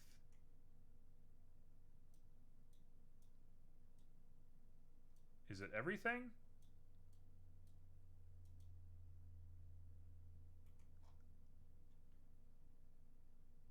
To height. To height. Factor to height. Hey, there we go. Kind of wish the strength could go even higher, honestly. But I think that just means that we want to lower some of these details now. Yep, exactly. So let's go scale 300, 100, and detail up a lot. 6. There we go. Might even go 1 lower to 5. 5, I think, sells the idea. Distortion can go up just a little bit. Nope, no distortion. Just 0.1, we'll keep it. From a distance, honestly, we should up the color just a little bit. Hurts my eyes a little bit to look at. 0.1. Okay.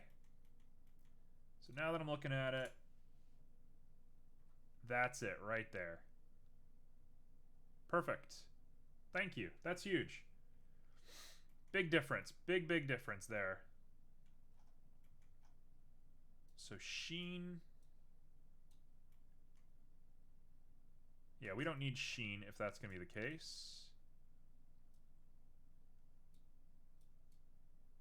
Specular, I think we can come down on. Roughness.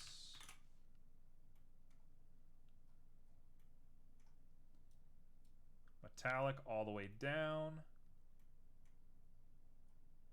Subsurface should probably go up a little bit.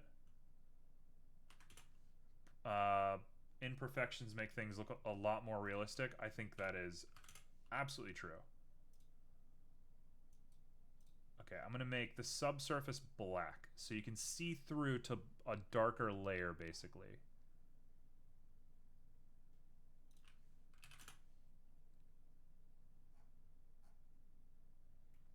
Okay, talk about hurting your eyes. There you go. We fully hurt everybody's eyes. So I think I can just make this rubber. Yeah, it's the same substance. Cool. These guys can be chrome. The job of sitting and having to optimize my whole setup is going to be very annoying. But I think it'll be fun. I like really enjoy optimizing when it comes to like code and stuff like that. So I can't imagine I'll feel any different. Okay, cool. Let's put it all together. So we got everything here. Let's go to full view.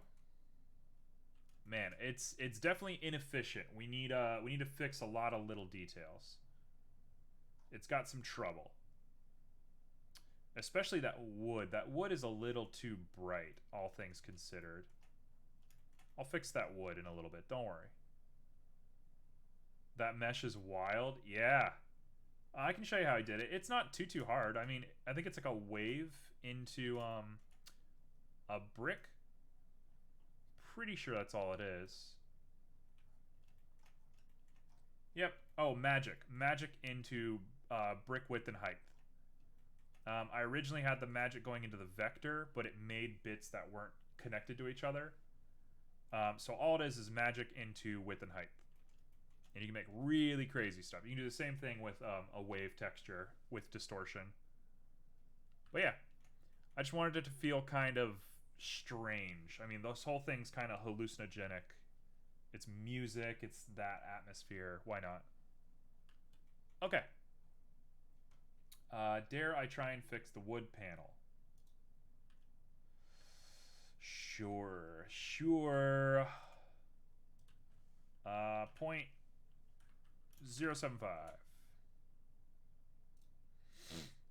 0.4 and 0.7. And it looks like I should probably up the scale a little bit as well.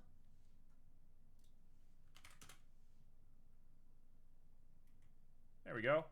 A little bit better. I'll sit and chug on that for a long time. This is not anywhere near being finalized, but this is just the idea right now. So to make an already awful, something that's gonna be super hard to render, let's make it even harder to render, and I'm gonna put a candle on top. So we're gonna just melt a candle on this bad boy.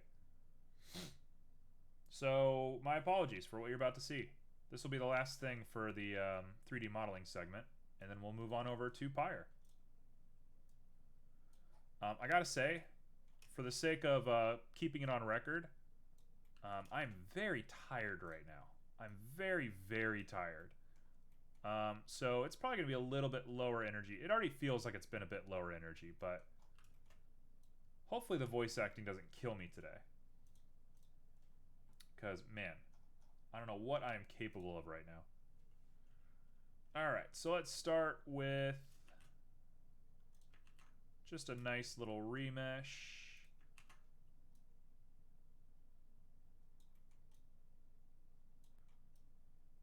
It's been a long couple of days, honestly. Been getting a lot done, though. I've been doing a lot more 3D modeling off of stream. Not that I'm intentionally trying to 3D model off of stream, but just I've been getting the vibe and I've been wanting to do some 3D modeling. So I've just been going. It has been a long year. Honestly, you hit the nail on the head there.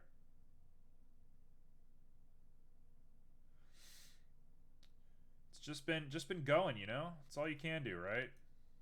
That's life. You just go and go and go until whatever happens.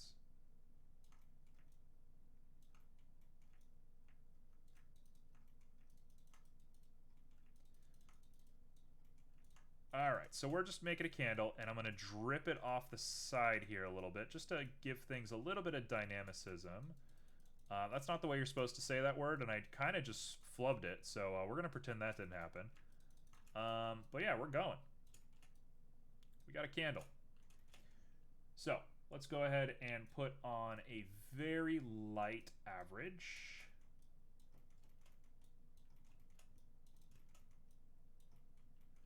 Candle, look at that. Nice little candle, nice and simple. We'll sit and remesh it a couple of times and make sure it looks good. And then we'll get in here and really poke away at some of these little bits. I'm clicking fast so that I can reset if I do a couple of wrong clicks in a row. In my experience, that works better for the way that I work than just doing big, broad strokes. I prefer the ability to kind of cut my progress if I've messed up. And I gotta say, that's a candle.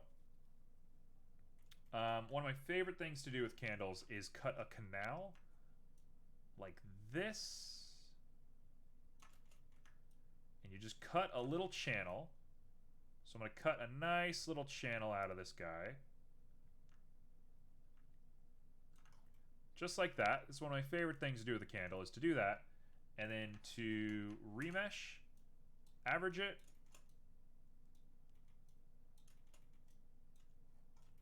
Now you might be asking, how many candles have I made? I've made a lot of candles.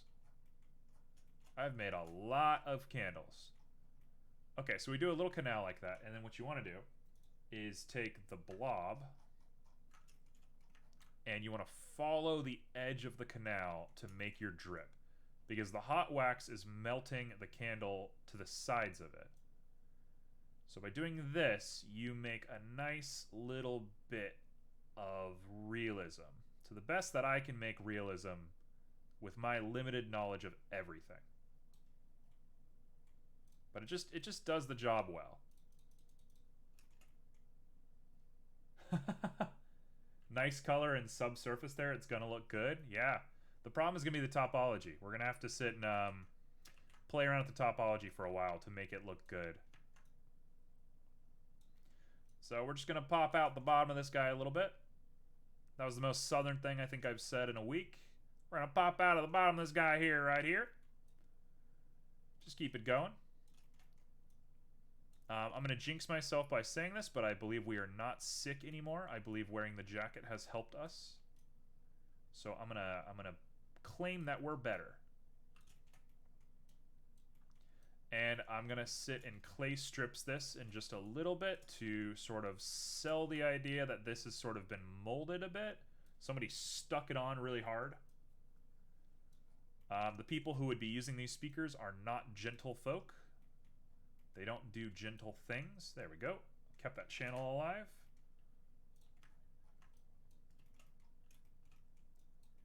Just a nice little remesh here. Try to do your best Bob Ross when you're making candles. That's the channel. That's the spirit.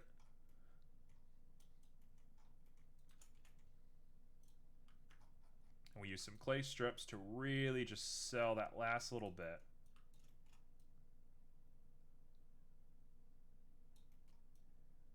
I've I've never felt like more of a pro in my life when I use Sculpt. And what a shame that sculpting makes the most geometry, because it's what I feel comfortable doing, but it's not what I should be doing. I just grew up with very physical mediums. My dad, I remember, made me do drywall and tiles and all sorts of stuff growing up, so I'm just very used to like the tactile stuff. It's the more like digital stuff that I think I struggle with. But that's why we're learning. That's why we practice.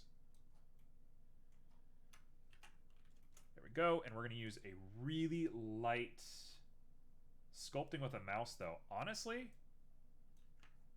I feel very comfortable. I'm not upset at all. I think I'm doing great.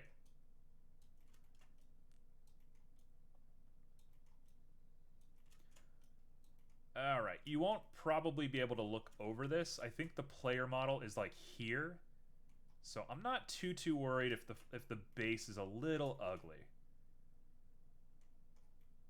Trying to make fun of my sculpting with a mouse. How dare you? Alright, let's go for it. So how do we want to do this? This is going to be a real process. I should snake hook this and then build off of the snake hook. You should learn all the new sculpting things in Blender. I'm not sure what's new. I know there's one down at the bottom that's brand new, but other than that, I don't know what else is new.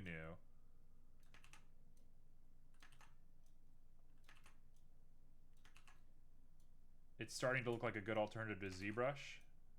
Wow, there's some accolades right there. Simo, when are you going to get paid to work for Blender? When are you going to get like a sponsorship deal?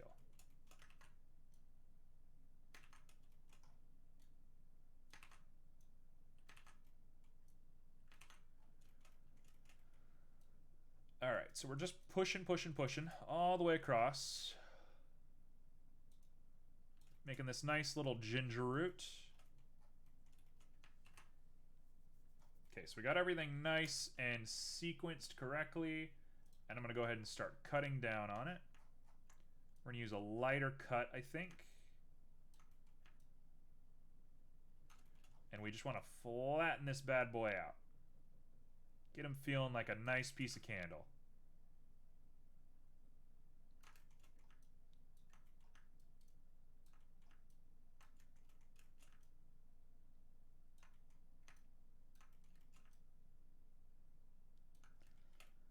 I should probably emphasize this part a little bit more if we're going to be doing that.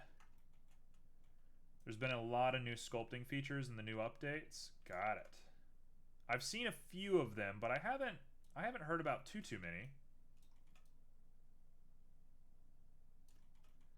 Okay, we're gonna really push this part right here so you can see it from the bottom.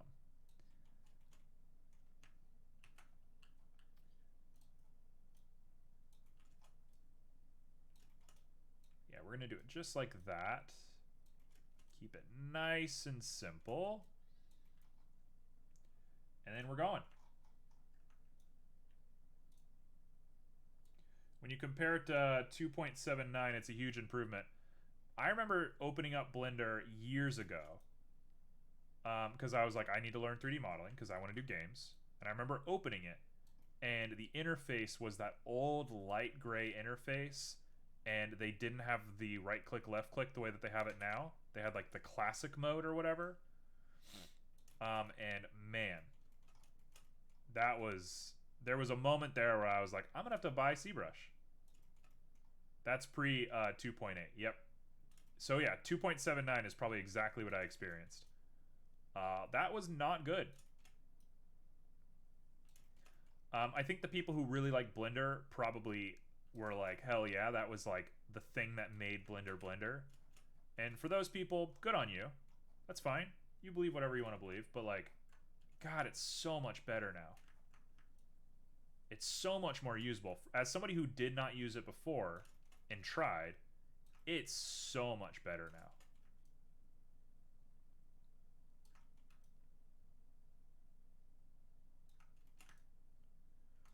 All right.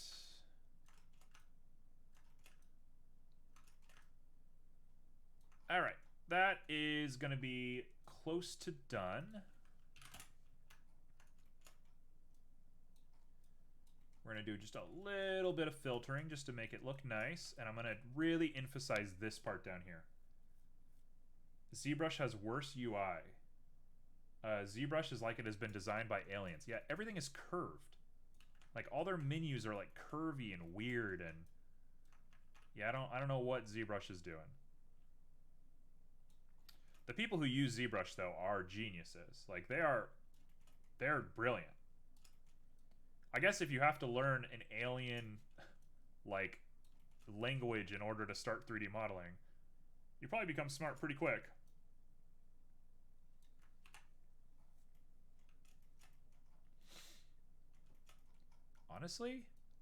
Honestly, we are here.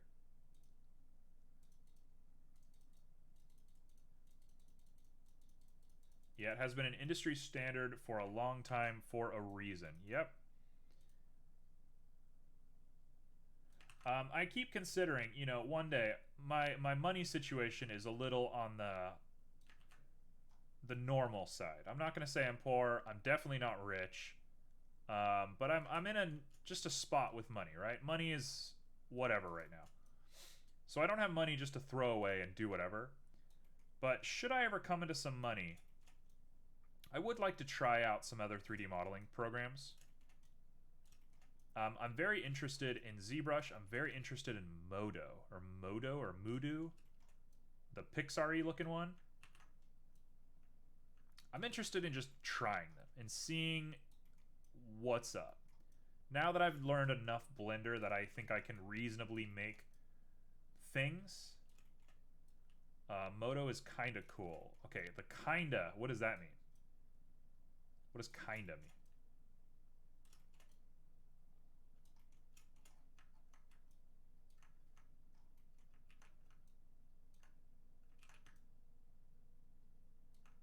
There's no reason that there would be a hole here, but it's too cool for me not to include it, so I'm including it. And honestly, that's a candle. I think I could sit and work on this for a little bit, but that's a candle. That looks perfect.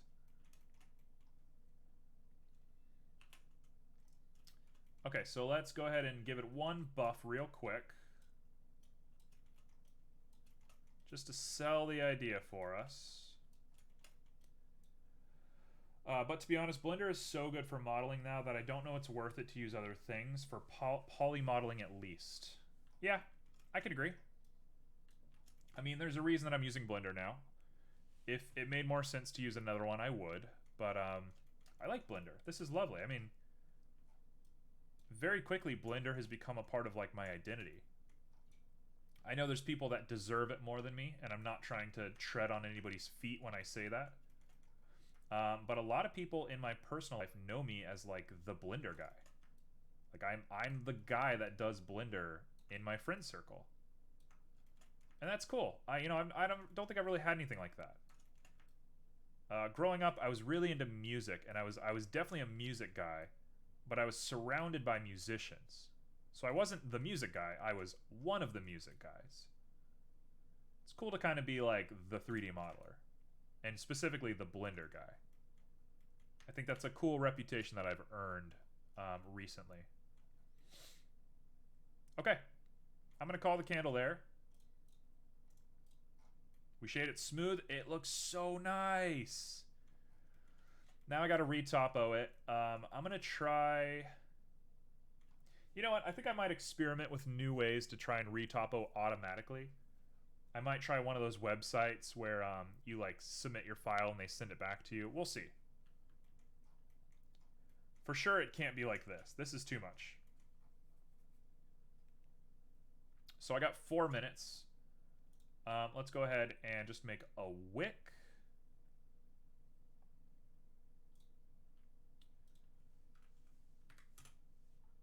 There's those kinds of sites. Yeah. I'll pull one up for you. They get advertised a lot. I've seen them advertised on like CG Matter and stuff like that.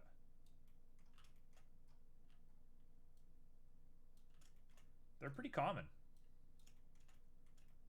The one that I'm thinking of is like a green rabbit.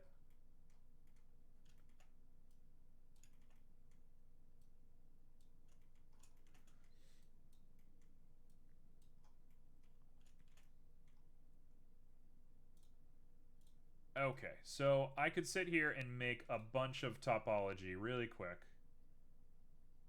Isn't it a software?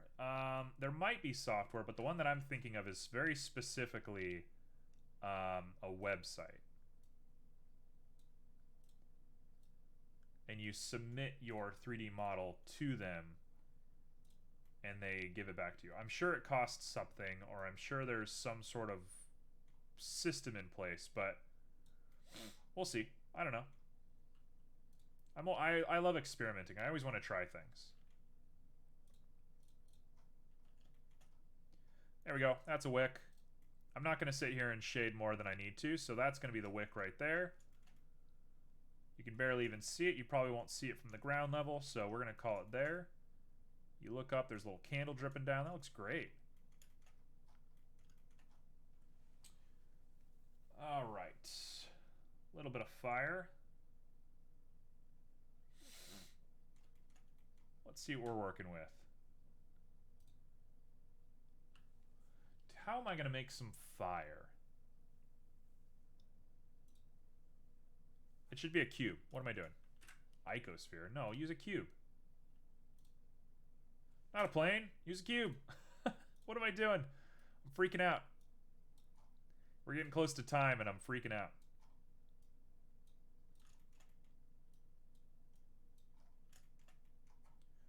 Now, I made that fire the other day, and it was decent, but it's not like fire. So I think the easiest way to make fire is to use a fire picture. I mean, everybody's seen that, like, default cube or Blender Guru or whatever, where he does the actual fire. Like, we've all seen the candle one. But, is that what I want to do? Because I'm not sure if that's what I want to do. I have an obsession towards volumes. I really like volumes. I know they don't process well, but I like them.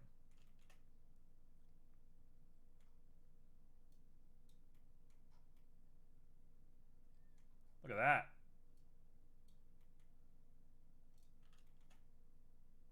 Looks about right to me, so we'll keep it there. And let's go to nodes. And we have exactly 1 minute, so I'm probably not going to do that fire right now. Tell you what, I think the fire is a no-go. So instead, we'll just do a little light yellow candle. Keep it like right there. Make it like 0.5. No, it needs to be a little bit more saturated than that. Right there, that'll work. The wick, we'll keep it just black. No need to think about it much more than that. And this guy, we're back to here. The subsurface on this needs to be kind of a little bit pinky, and it's pretty high. Actually, we might even make it like a warm orangey. Yeah, right there, like a pinky orange. Remove the specular. The roughness, probably pretty high. Sheen, get out of there. We don't want any of that. Okay. Now, 1 minute. 1 minute to do it. 1 minute, 1 minute, 1 minute, 1 minute.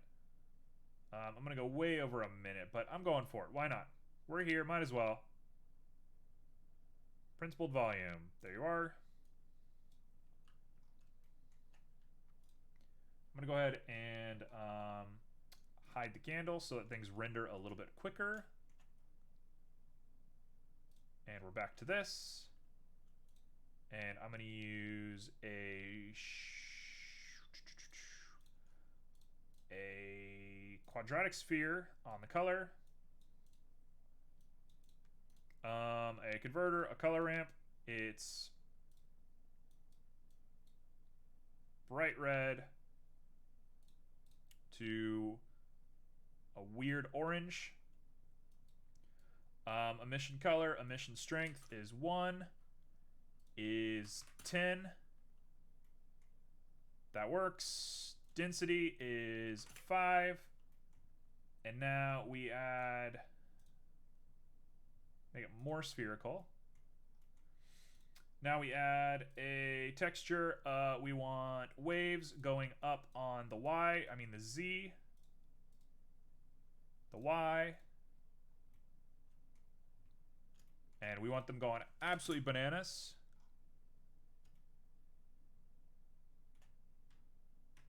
Oh gosh, this is difficult. Okay. Scale, come down. Go bananas. Detail needs to go up to 10. Detail roughness, 0.75. We're going. Okay, and it's going to have a Fresnel because I need it to follow the view of the viewer. Gosh. That works. And then density needs to be based off of this or this. Oh gosh. I think we don't have time. Yep. Okay. Well, that's 4 minutes worth of fire. That's me trying to make fire in 4 minutes. So sure, we'll take it. It's actually not bad. If I saw that in a game, I'd laugh. I'd know what they were doing. Okay. Well, that's Blender for the day. So I'm going to take a break real quick. We're going to chill, and then we're going to go play some Pyre. And yes, I charged my controller because I don't want to be dumb anymore. So that's going to be it. I'll be right back in about 5 minutes. Peace.